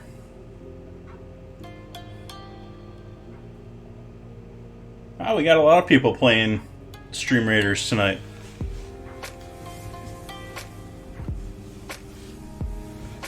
But I was touching on it earlier. If you guys know any, like, audio services, royalty free. Royalty free. I would love to hear about them because I've been enjoying Pretzel, and it's nice that they recently updated and increased their library. It's still already boring to me. And everyone else is playing the same music. I would love to find another service that I could just play and like downvote things that I don't like.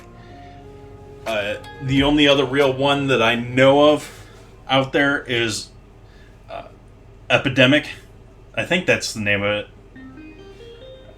That it's sort of like a Spotify setup where there's tons of tracks that you can choose from, but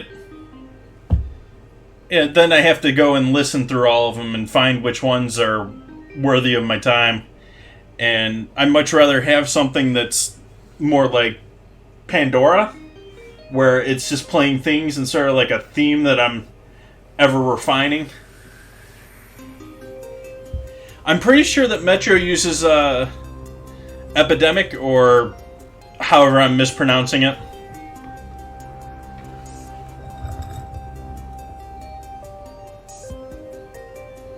There's also Twitch's program that they've come out, which there's two things that I don't like about that.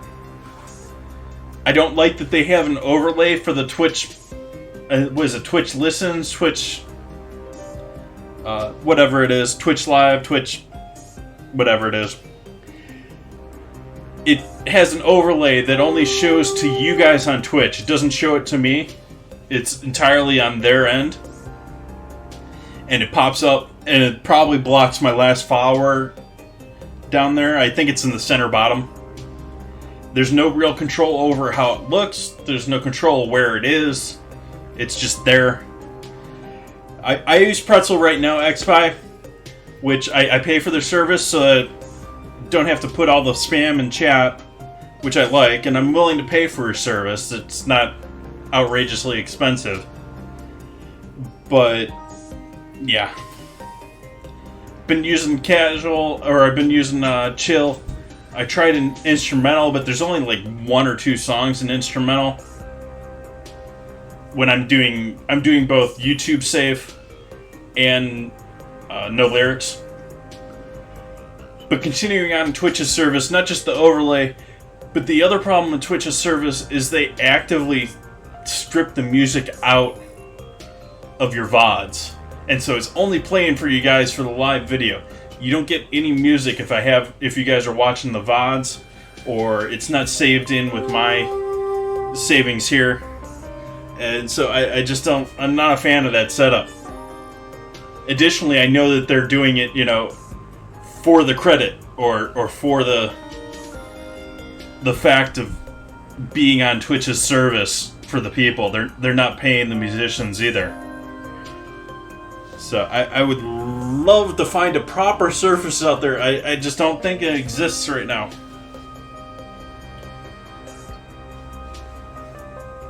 But I'm almost tempted to switch over to Epidemic just to change things up. Because I also want to keep things royalty free for the long term, because I save all my own VODs from my own archive. And additionally, my whole archive is available on Patreon too.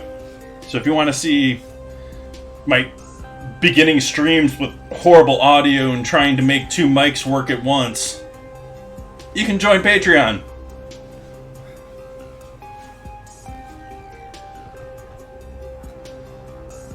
I was mentioning earlier,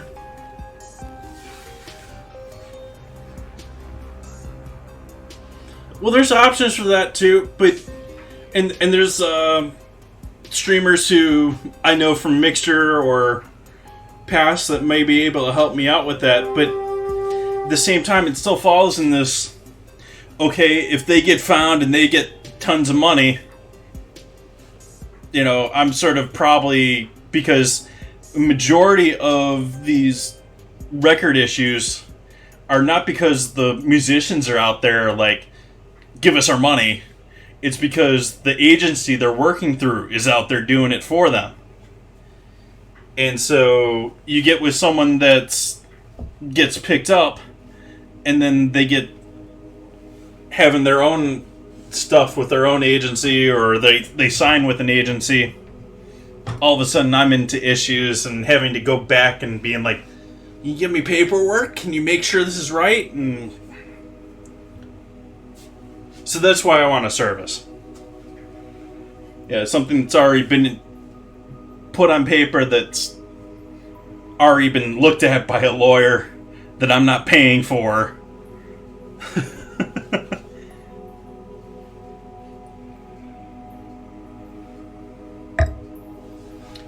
Just so that I have everything in my whole history here. I mean, the whole thing that I'm streaming in the first place is keeping a record of everything that I'm doing.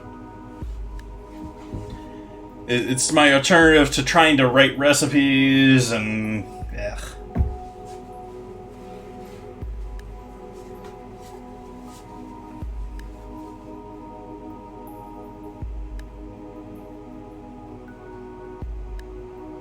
Oh yeah, there's a ton of them. And they don't care. And I know several of them that I've had long conversations with that are like, "Oh, okay, I'm going to keep doing it until they ban me, and then I'll move somewhere else." I'm like, more power to you.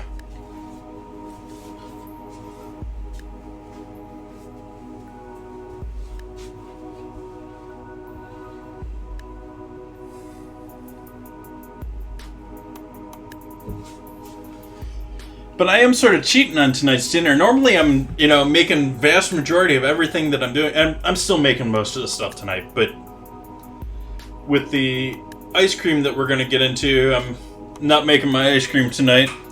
And I've told you guys earlier that I'm using Sandra's hot fudge, so I'm not making the hot fudge. But we are doing dinner. I am making béarnaise, so... Actually, we can cut up our tarragon while we're waiting here. We got another 6 minutes. Yeah, that'll be okay.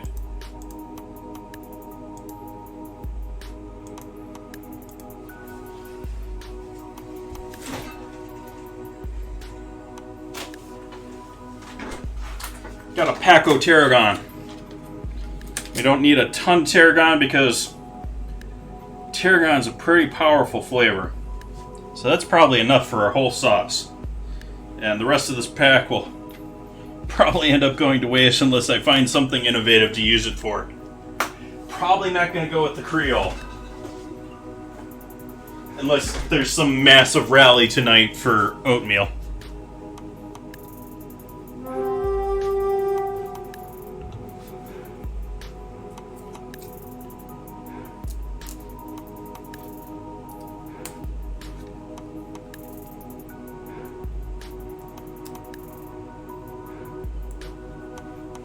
If you guys are not familiar with tarragon, think licorice. Think black licorice, but herb form.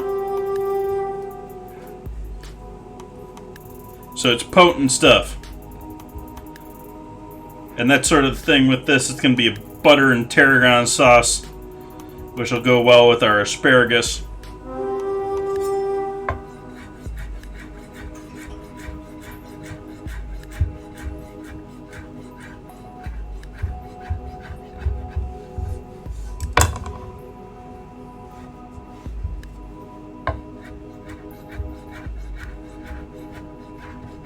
Don't want it completely minced. I want to show a little. We just don't want any big pieces at the same time.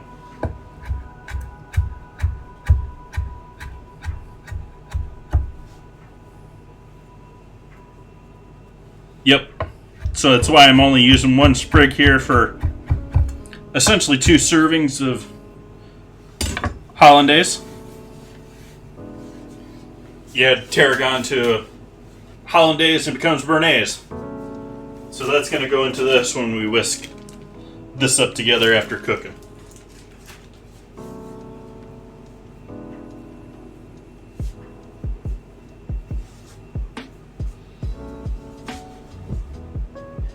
Now, Jaeger is much more complex than just anise.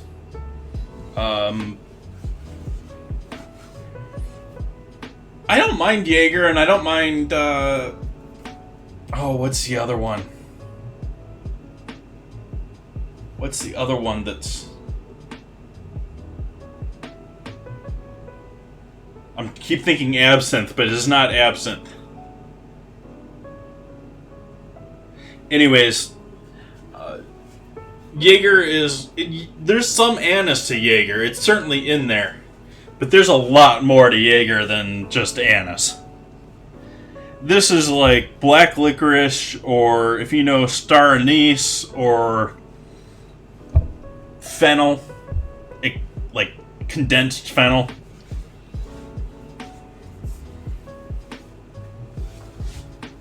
You can see our steaks have got some color. They're almost like gray now because they're getting close to cooked. They're at least cooked on the outside.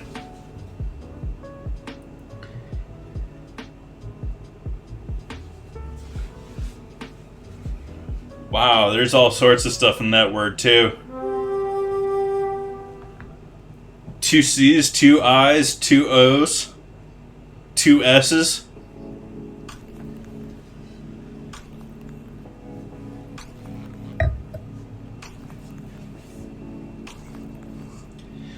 Jaeger's not that bad. I've never been... oh yeah, I love Jaeger bombs or anything along that line, but it's not a bad drink. Keep trying to think of that other word. Maybe I can Google it here.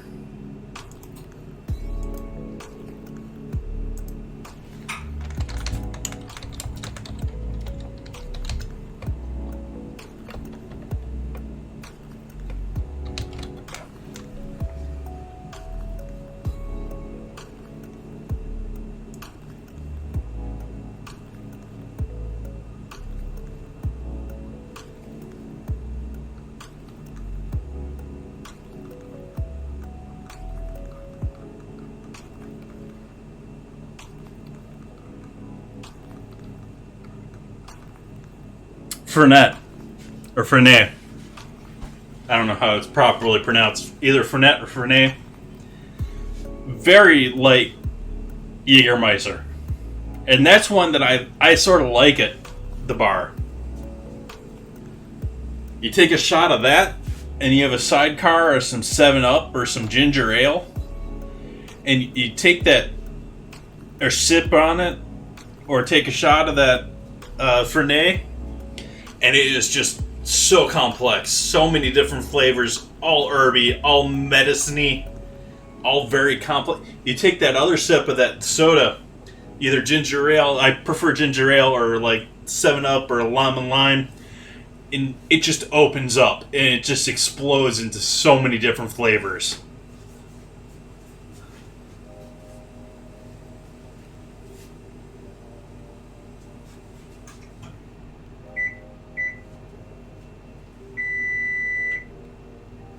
So we'll add our asparagus in with our taters now. Actually, let's pull the taters out and give them a little shake.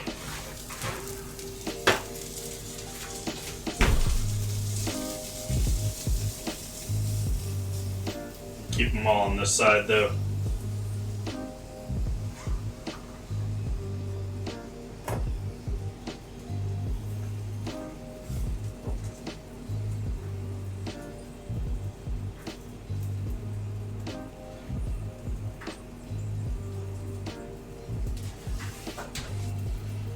Throw that back in the oven for another 25 minutes or so.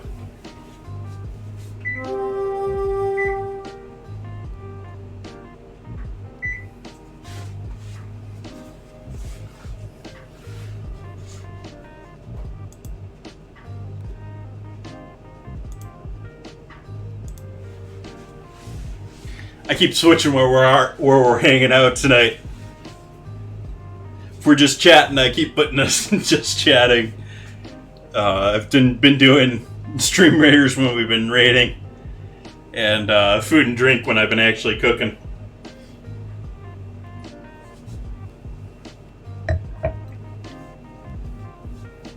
I actually should add that to my stream deck, where if I switch scenes, it switches what my game is. Nice, X-Spy.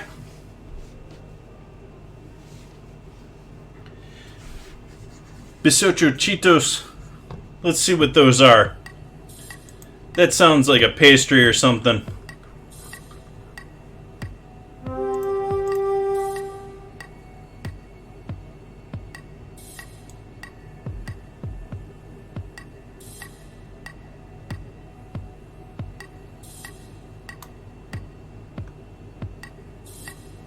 Speaking of anise, they're cookies, but they're anise flavored, and it's a Mexican dish.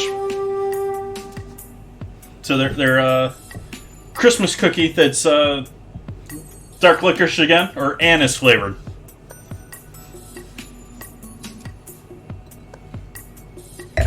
Thank you, X-Spy. I caught that after I looked it up myself.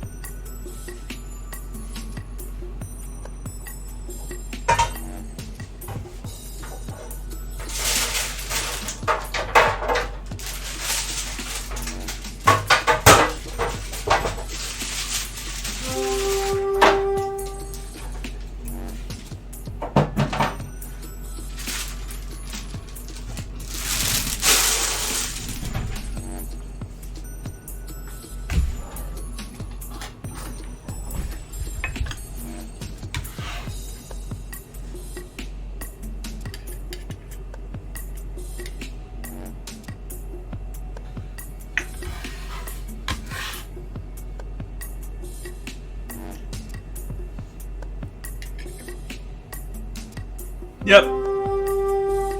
You can match a beer with food, you can match a wine with food. Doesn't matter, you can match a cocktail with food. Which one do you want to drink?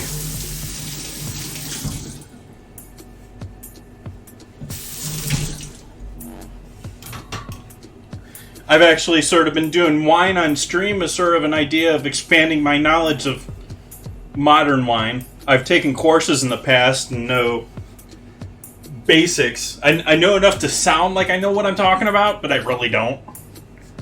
You know? And so I've been trying wines here on stream, but I go to a bar, I go to a restaurant, I'm probably getting a mixed drink.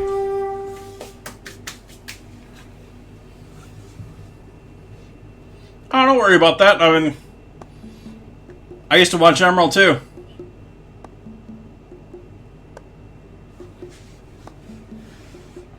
And actually, the only reason that Emerald really isn't still around is because of 2008 financial crash.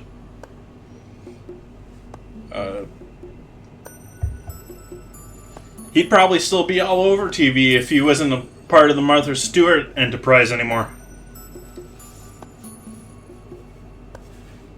But he had to, with the financial crash in 2008, he had to liquidate a large part of his stuff. He had so many mortgages and real estate stuff with his business, his restaurants. At least that's part of it.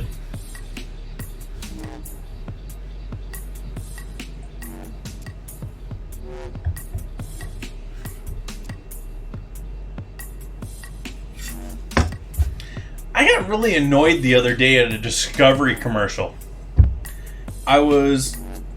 It was online, and they're advertising, and I haven't liked Discovery for years as far as TV,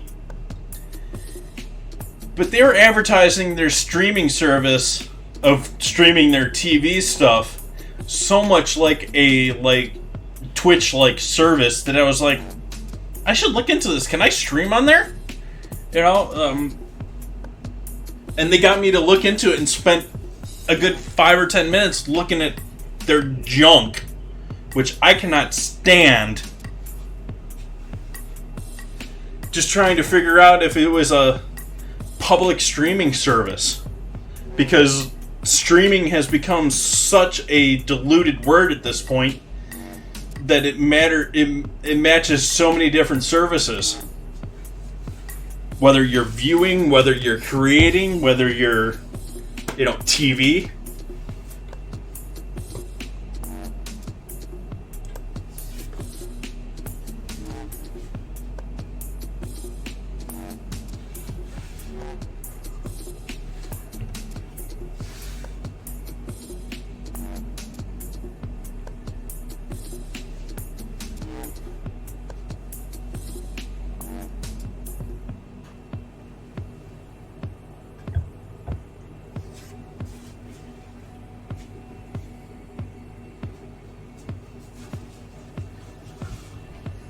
It's almost like there needs to be a separate term for streaming like streamers do, rather than...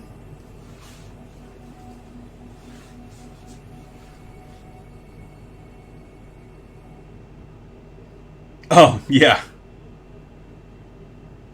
Yeah, that's streaming too.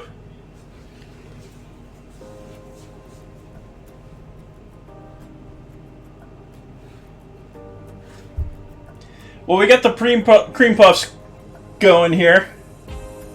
They're a little flat, but they're cream puffs. I'll be able to turn them into halves.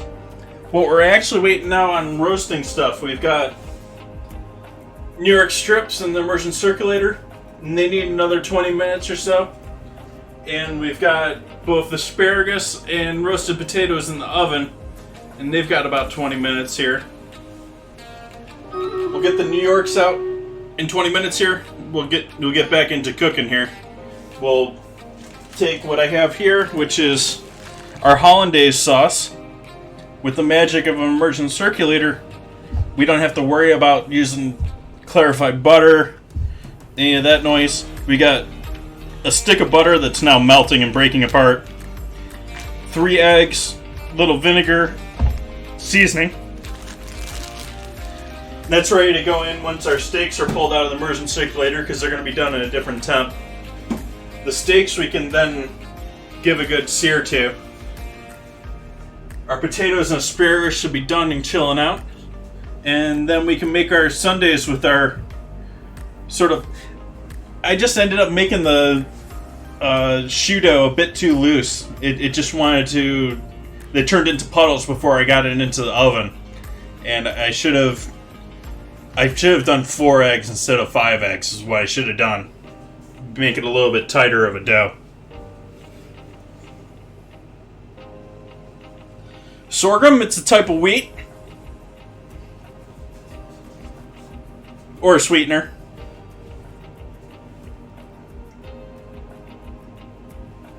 I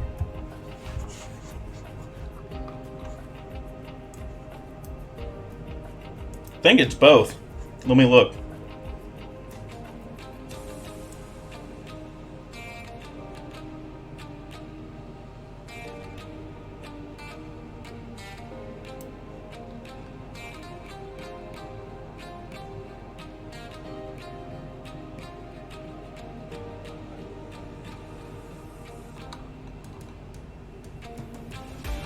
Yep, sealgrass, wheat.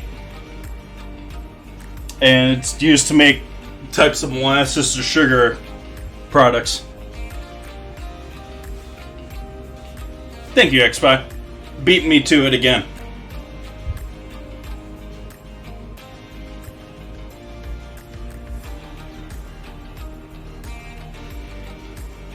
You can find breads made out of sorghum.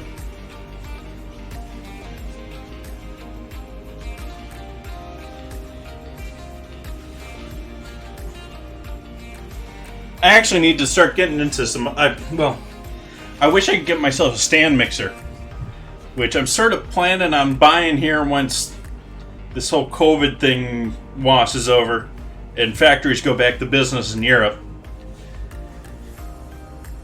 Because I sort of want to get one of those Swiss open top mixers. I had it as a tip goal for a while.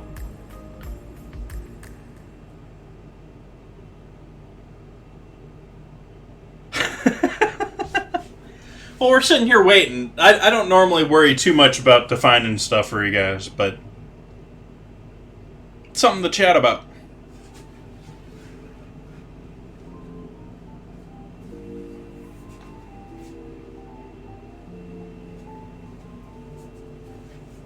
Oh, we're waiting on a battle?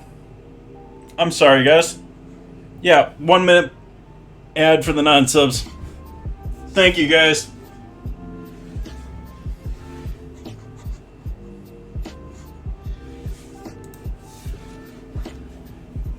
And again, I'm running the ads because I'm trying to prevent pre-rolls because I want people to be able to come in and check out the stream, especially since I require subs in order to look at the VODs.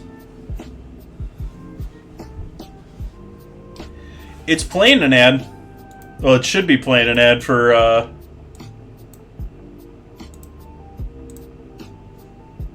let me look in chat and over here and see if it made the call.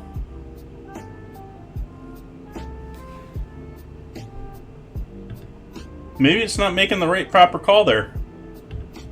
Let's try this. Yeah, it didn't go through that time either. So I think it is trying to play it.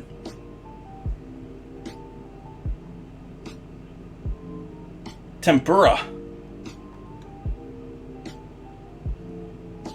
Frying thins. Someone mentioned to me, it's been sort of irking me because someone asked me if you can double batter when it comes to tempura. And I immediately told them no, which was my initial thought on it. But yes, technically you could double batter a tempura. The problem with double battering a tempura is tempura in itself is designed to be a super thin, super light batter coating. It's not supposed to be heavy. It's not supposed to be crispity, crunchy, heavy duty, like fried chicken coating.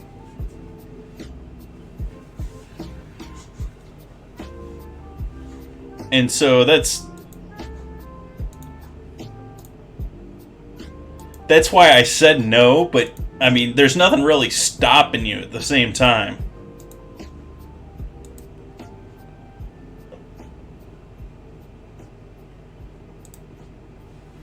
Alright, battle time. Yeah, it should be playing an ad.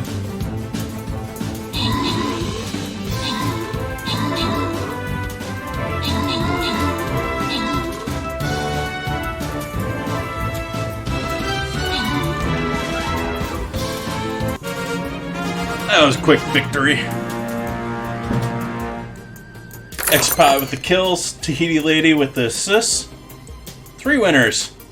You get X-Pie, Edgy Hercules, and Tahiti Lady. All with some scrolls.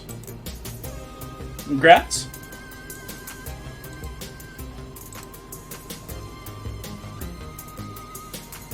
All sorts of stuff here for us to battle. I'm going to continue doing a flag bearer, but I'm going to put him down here. Maybe we'll do a little wraparound action.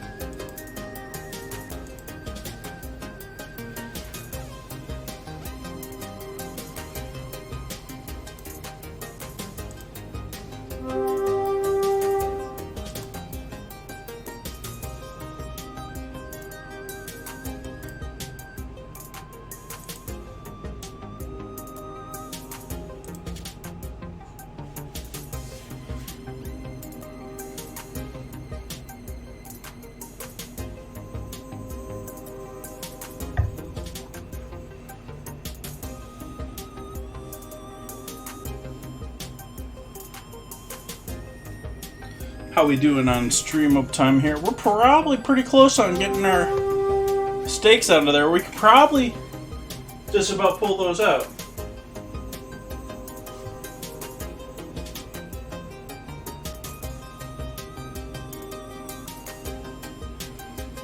Well, good to know, Hooverman.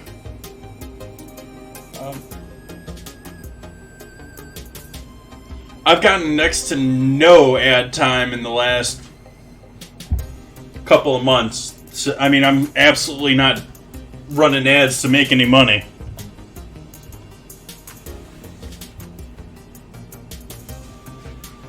I think we'll pull our steaks out here. We'll change our temperature on our immersion circulator.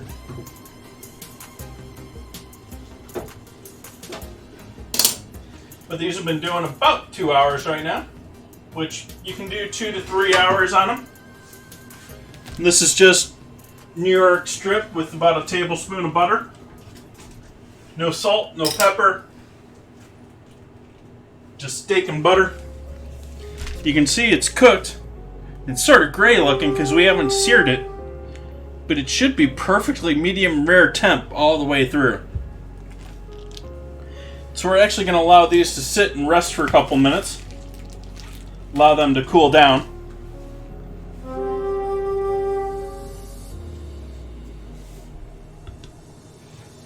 And we're going to change the temp on our immersion circulator up to 65 Celsius. At least I think that's it. Yep. Or 140 or almost 150 degrees Fahrenheit.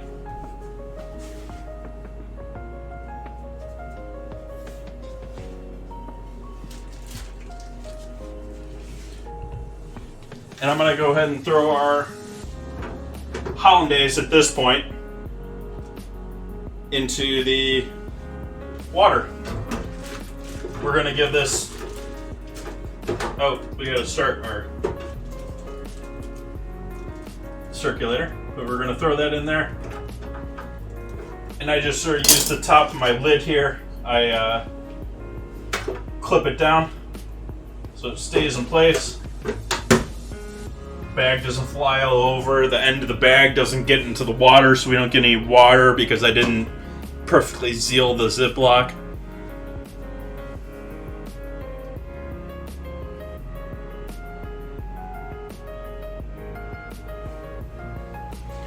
Well, maybe they're limiting it. And maybe it's only showing every other time or something like that.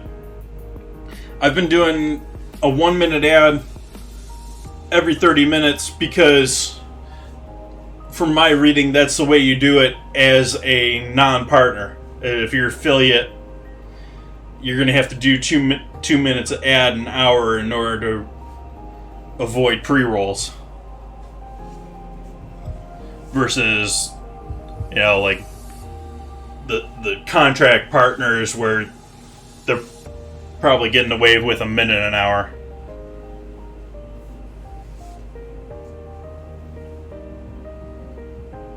Still love, as I was saying before, minerality on this wine is just gorgeous. And that's been the fact with the majority of the Rosé Pinot Noirs that I've tried here in Sonoma. They're all right up there with those French whites. They're full of minerals. All sorts of flavor.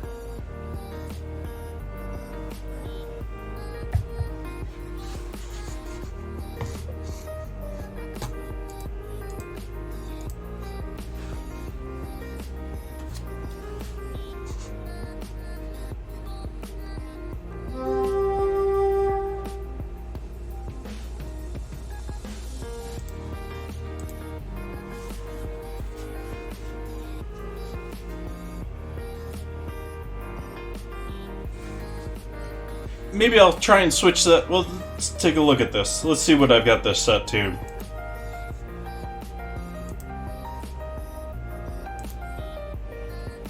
Multifunction on my Stream Deck. Play ad. 60 second. Let's do 30. Let's try doing 30 second.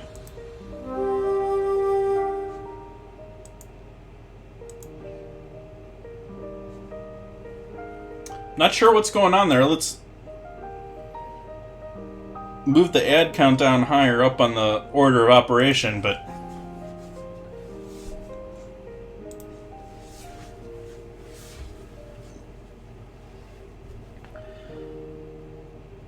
yeah, from reading about it, it was supposed to be once every, I think it was was supposed to be 2 minutes an hour for non-partners.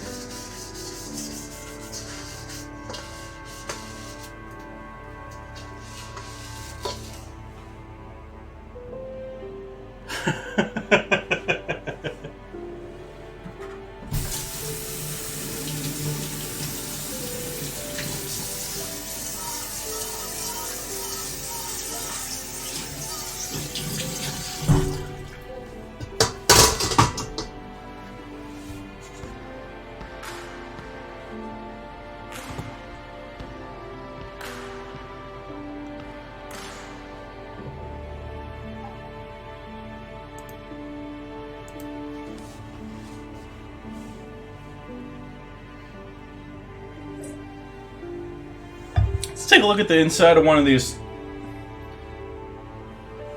sort of cream puffs. I'm gonna carefully slice this guy in half.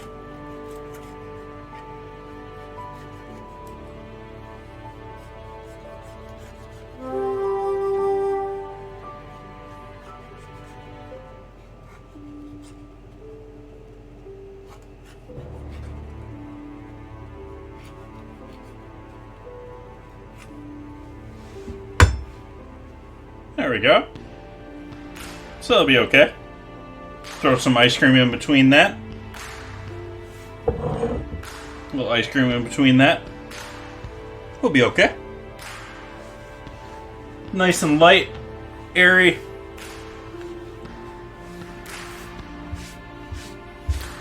Nice flavor. Mostly just flour. It's mostly just flour and egg. There's a little bit of salt and sugar in there, but that's mostly just to bring out all the flour flavor.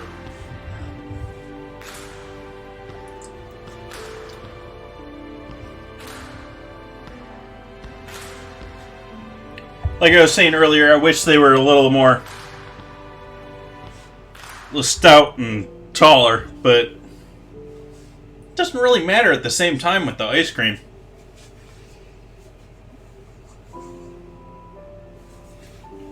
Ruffle Imp?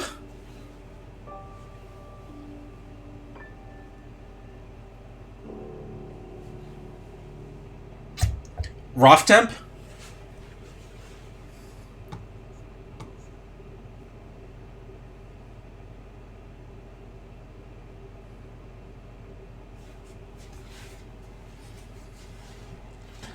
Who's gonna figure this one out?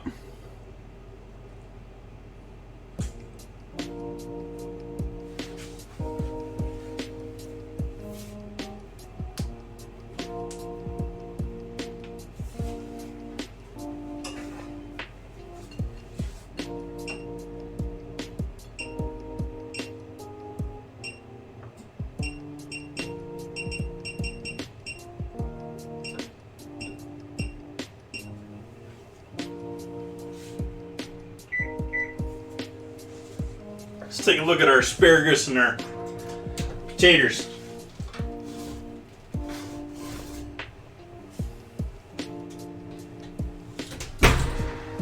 Our asparagus is looking cooked through. Oh, it's tasty. Potatoes are probably done. Those are nice and gorgeous. We're going to turn the oven off and leave them sitting down here to stay warm while we do the other stuff.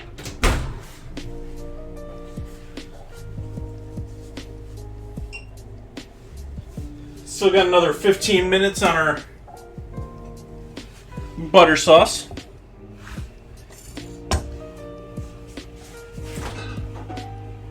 But I think it's time we probably get going with our Saunders hot fudge.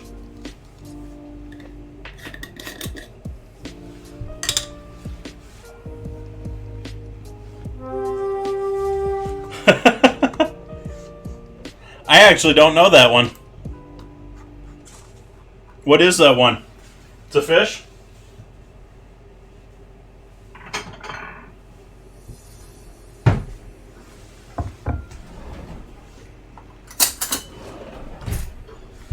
So we got our Saunders.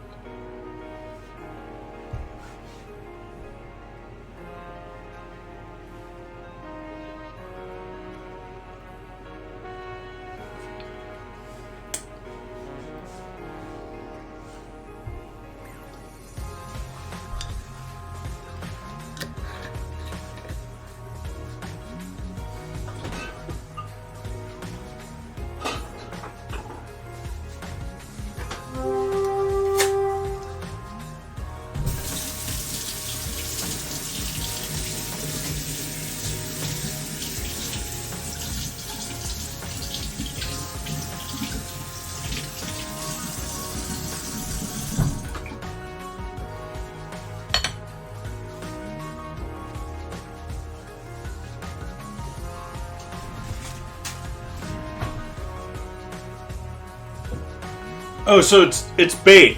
It's a bait fish. So as I said before, while I'm enjoying this wine, and it is a nice wine, it's a little bit light for steak. So this is the pregame wine.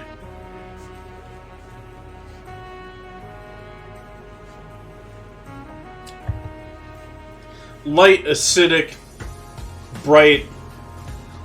Not a ton of berry to it, even though there's a little bit of red there. It's pretty much entirely like acidic green fruit, like green apple-ish. And then tons of minerality. Is there really any wood on this? Is it stainless?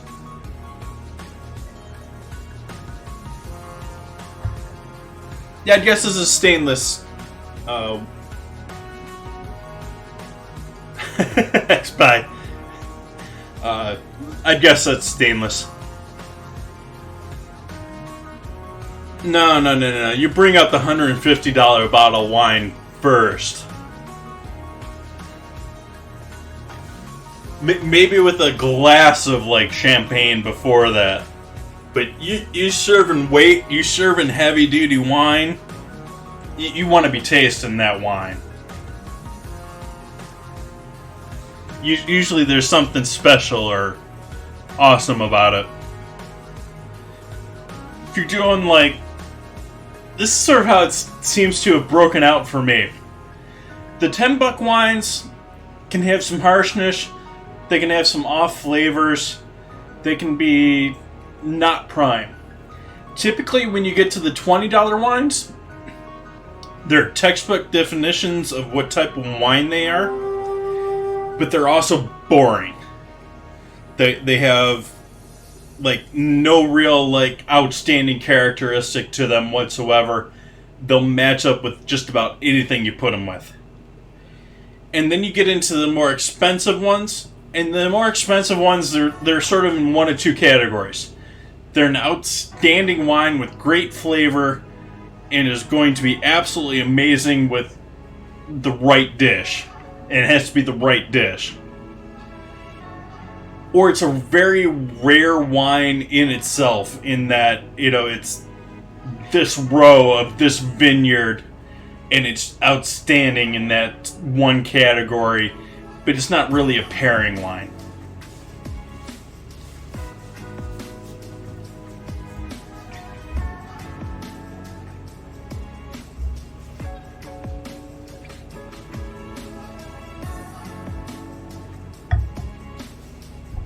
I actually really thought about getting some rosé sparkling tonight to go with the chocolate and the fudge, but I figured I was drinking it during the stream.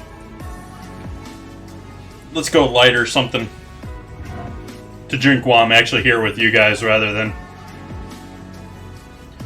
I'll probably cut it off tonight, or I'll maybe have a glass of port.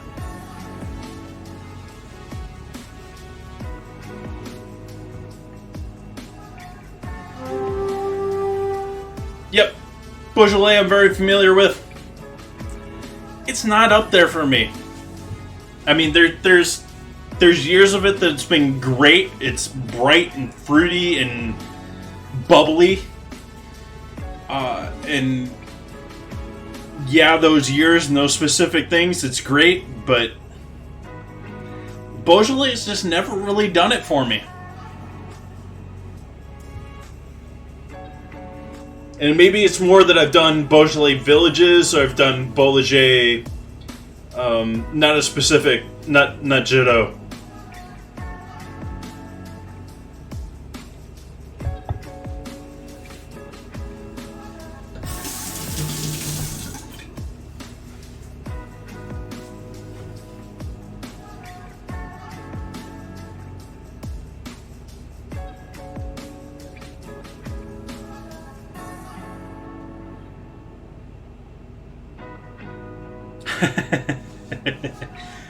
But yeah, that's pretty much right there, XPie, with what I was saying. It's that row of that vineyard of that vintage was just outstanding.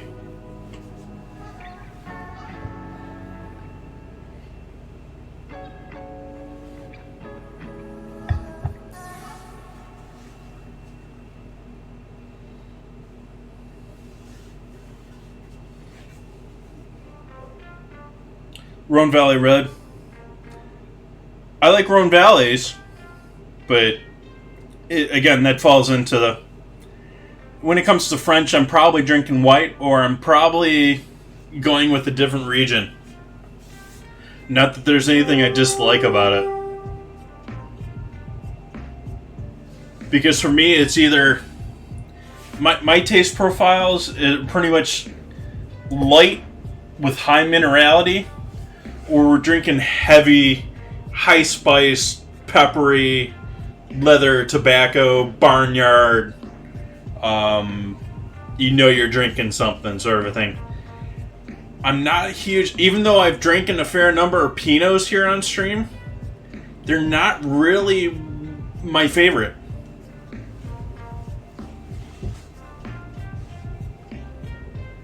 This is a Pinot too, but it's a Rosé Pinot.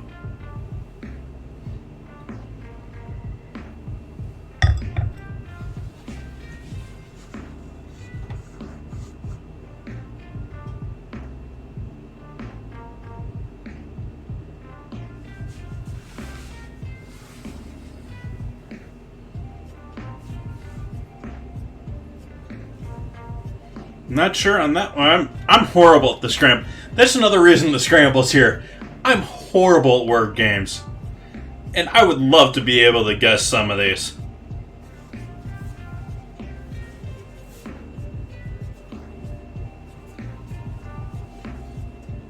Another 6 minutes on that. Yeah, I think we can... Well, let's go ahead with our Sundae.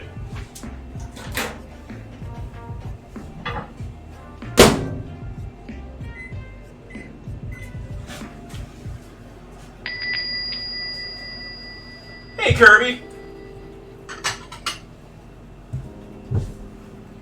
How you doing today, Kirby? Welcome in. Sorry, I'm getting a little glitchy. Hopefully the voice isn't glitchy for you guys.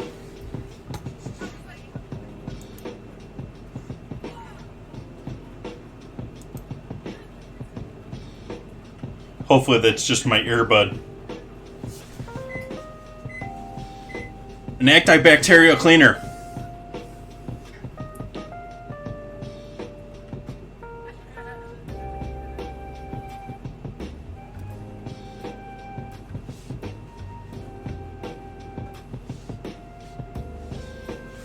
Nice.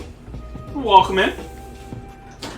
We are just about to get going here with our sundaes and steaks and goodies. We've got our big but sort of flat cream puffs here.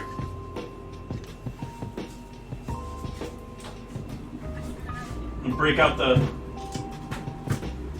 Clover vanilla only because I couldn't find Strauss in time. Strauss is a much better ice cream company. Much better dairy overall, too.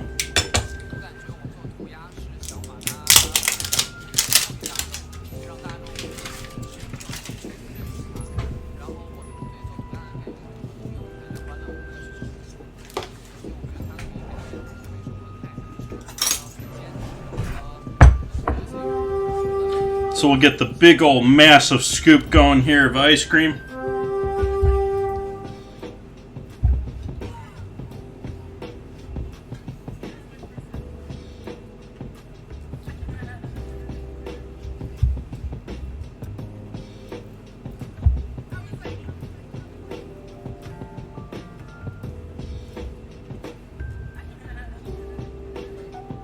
Ice cream scoop's a little small for this job.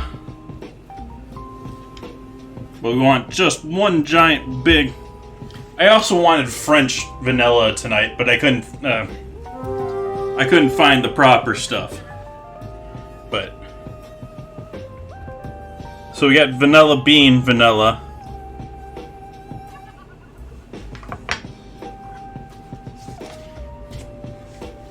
And that is choux pastry.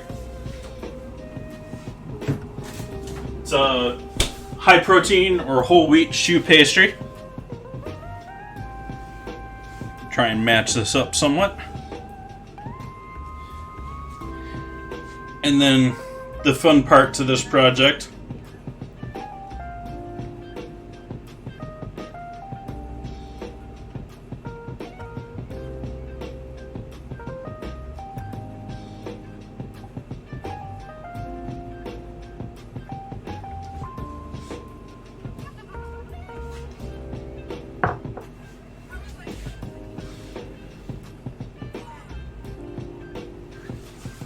Get ourselves some photos here.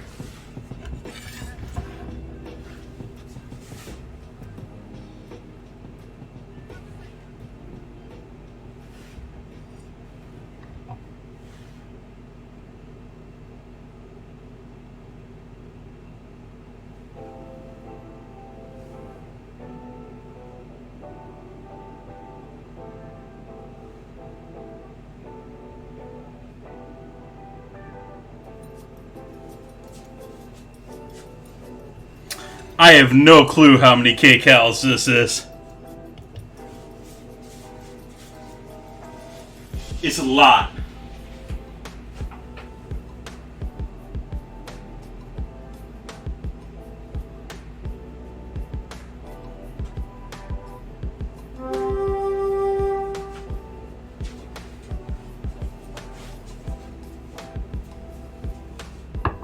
So we'll set that off to the side.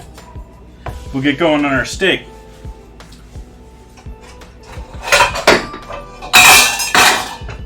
Sorry for the clang in there. High flame on our cast iron. Probably should have got that going before I got going with this.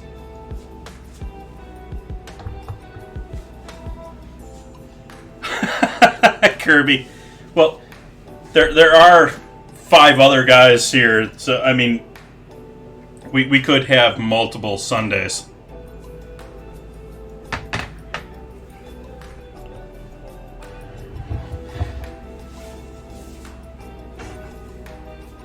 We got butter with our steaks. Anyone just joining in here? We have our steaks already cooked medium rare. I did that using the immersion circulator. So we're just going to give them a good sear once we get this pan up to full heat. We also have our béarnaise chilling back here in the immersion circulator. I'm going to throw this in the freezer.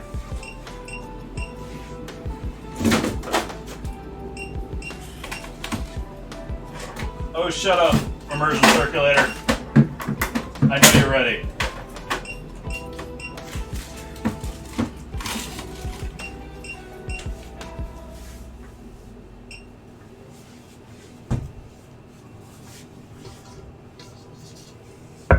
So let's do our béarnaise.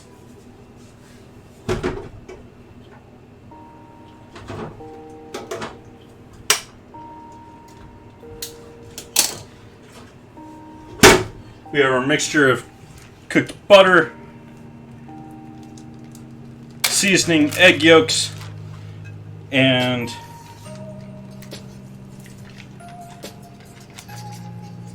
little vinegar. It doesn't look like much there, does it? That doesn't look like a nice hollandaise, does it?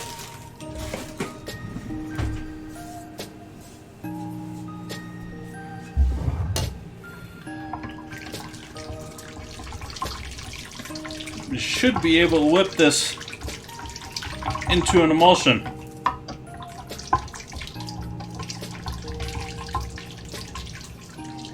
Might have to break out the immersion circulator to get it properly whipped, or we might have to throw it in the blender, one of the two.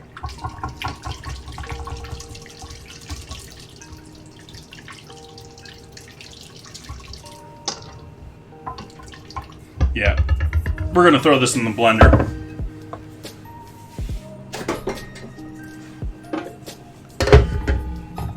Because we got little chunks in there that the whisk isn't going to break up well enough. Last time I did this, I whipped it together pretty well.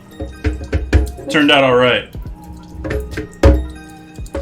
But let's make sure that we can get this well done just in the blender real quick while we're waiting on that pan to keep preheating.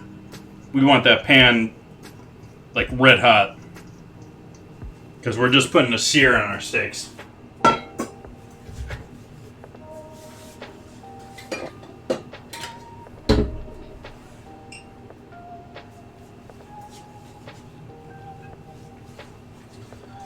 Put a lid on our sauce. Turn that down speed a little bit.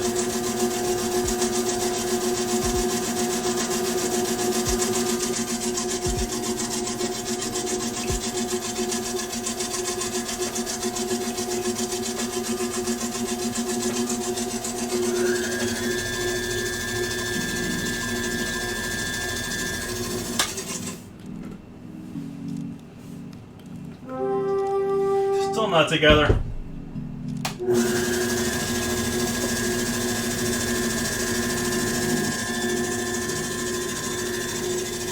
I put the steaks in the pan.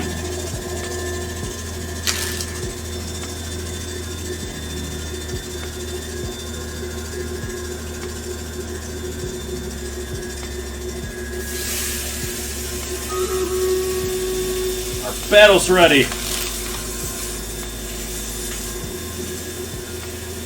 Just save those juices for something else here. That's some good flavor.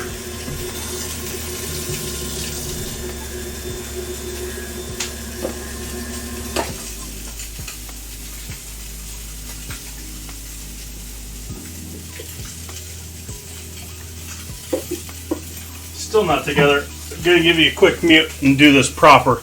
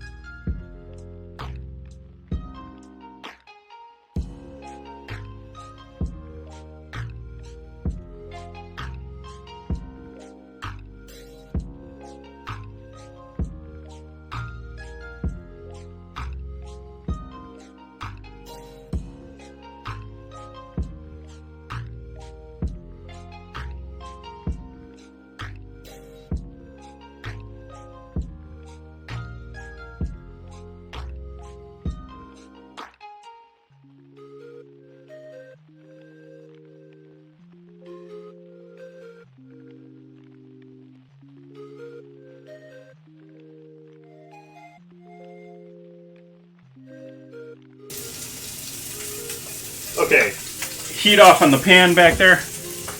Tarragon, I'm only throwing about a quarter of this tarragon in there. Continuing to give that a whisk. It still didn't come together fully in the blender because the blender wasn't, the blades weren't hitting it, it wasn't enough liquid. So the more we whisk this, the more it's coming together. You can already tell that it's gotten some thickness to it, but all that butter fat hasn't been properly whipped in.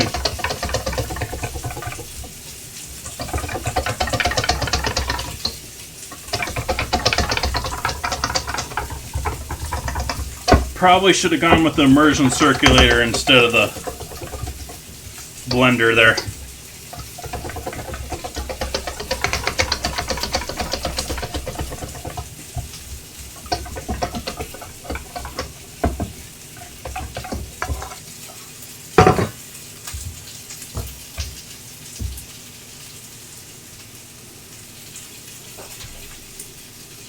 So you got the heat off on the stove there. So that's just continuing to sizzle in the hot pan.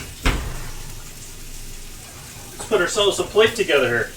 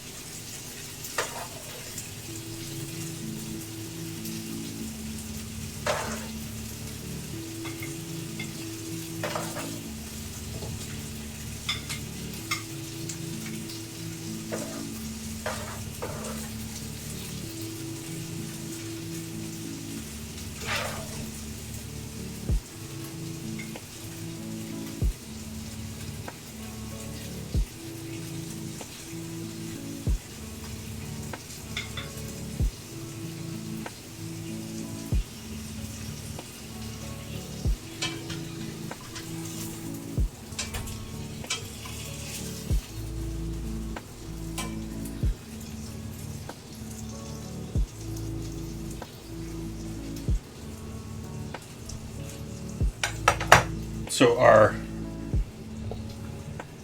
pan-seared, immersion circulated steak, I could hit that with a, I don't have a proper flame, but you could char that outside a little bit better with a little bit of a flame. We got our lovely asparagus there, our potatoes. Give our béarnaise one last little whip up here.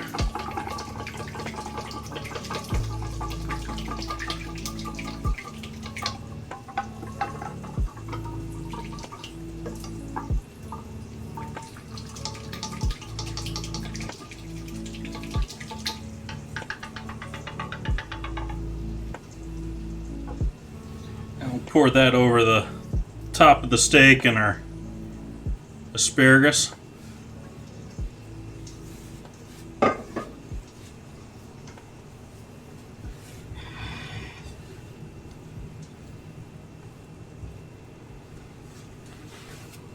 Take some photos of that deliciousness.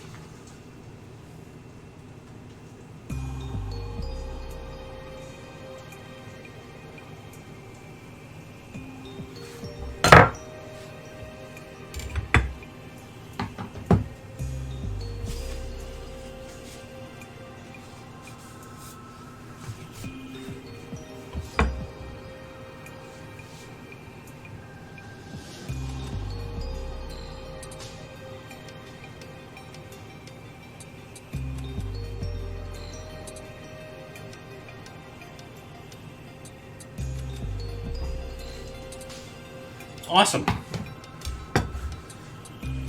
Give you guys a main view shot of this deliciousness.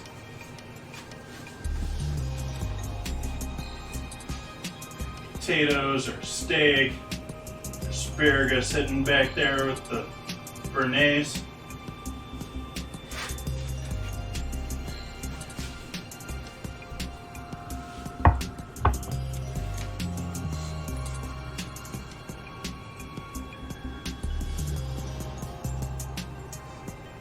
Awesome. So this is going to be nothing but deliciousness.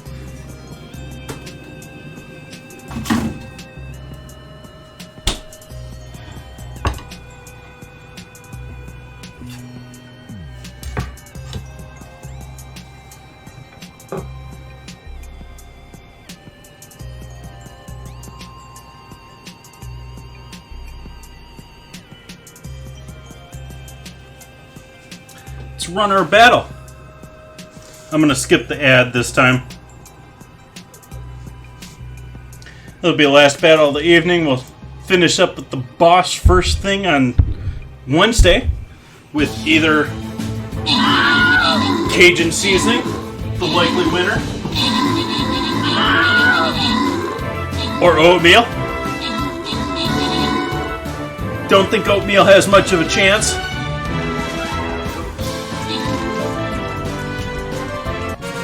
Victory! Hard-fought battle. Quite a few deaths. Tahiti Lady with the kills. Fang Mermaid with the assist. X-Spy and Tahiti Lady with the scrolls. Congrats! And like I said, we'll start up with the boss next Wednesday, when we'll be back. Let's see what we can give a raid to here. I haven't kept track of who's still on here.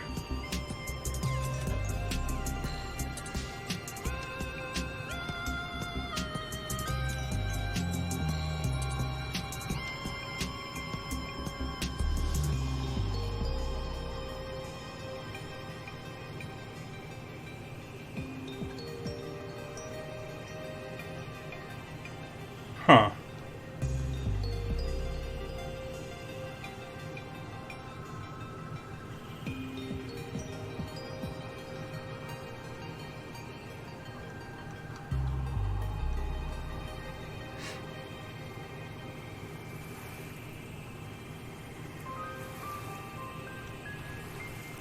I think we're going to go and hang out with an artist tonight. We're going to switch off from food to art. This is a lovely conventional artist. Does all sorts of drawing on her stream. I have not rated her before.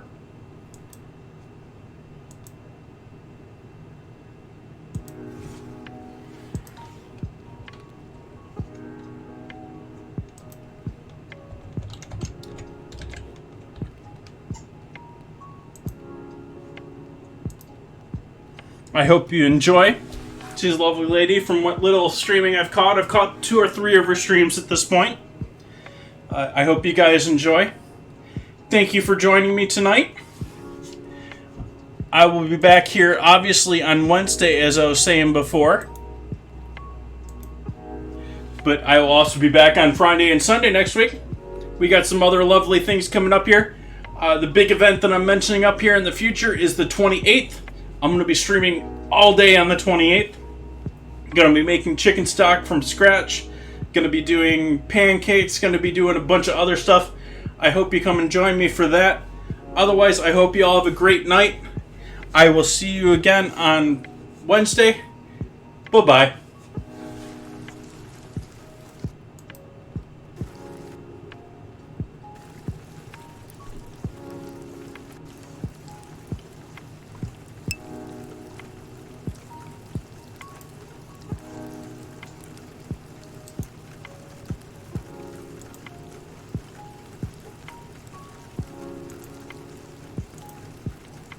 Okay.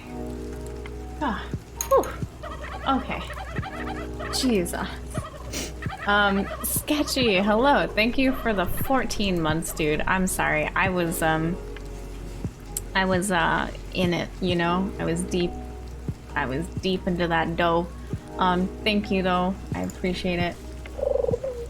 For the resub. Guessing this is Valentine inspired? Actually, no. This is not Valentine inspired. It was just, it landed perfectly. I didn't even realize that. Okay, I started watching Mononoke. I've watched it 3 times in less than a month. Shit, dude. You know, I always get inspired by that movie when I watch it. The last time I watched it, I also did fan art of it, and that was like 10 plus years ago. Well, okay, maybe less than 10 years ago. Chef JT, thank you so much for the raid.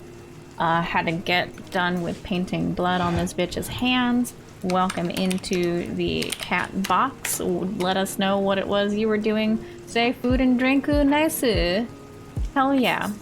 I used to do baking streams. Man, I miss it. I hope someday I can get back into the kitchen and provide a baking stream on this here channel. Welcome in.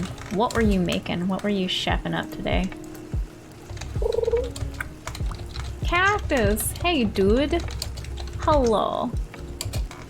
I think it was a coincidence she started a few days back. Yeah, this is definitely a coincidence-y, but I also I was like, you know what? If I'm drawing these two lovebirds, I might as well just do, you know, just tie it into Valentine's Day. Yeah, Princess Mononoke. Yes, sir. Yeah, let me know how your stream was. If you want to pop any of your socials into the chat, Chef JT. Maybe you have an Instagram with your food pics on it. That would be nice if you wanted to share that. Or anything. Twitter, Instagram, Tumblr, Imgur, DeviantArt. I don't know where else you would. But yeah, you get the picture. Valentine's dinner night. New York steaks, asparagus, and tomatoes with some rosé and a creme puff sundae. Oof. Did you, oh my god, did you make that pot of choux, dude? On everything. It's easier if you want to like just link a thing, you know, so people can just click it, because as a viewer of streams myself, I'm too fucking lazy to copy and paste Chef JT into a thing and go to a thing. But if you want to link at least one thing, if not more, be my guest. If not, it's okay. I understand. But that's cool. Hell yeah. God, that makes me so hungry.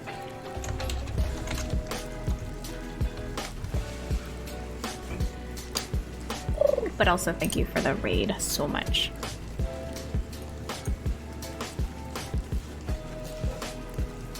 Yes, I'm definitely, yeah, confirmed too lazy but willing to pick one link, yeah. It didn't puff enough. Aw, damn, dude. Oof. Oof. I just fed my starter earlier today. I want to make, the next thing I think I'm gonna bake is probably some, well, actually I want to make cookies. But, probably some, I want to do like cheddar jalapeno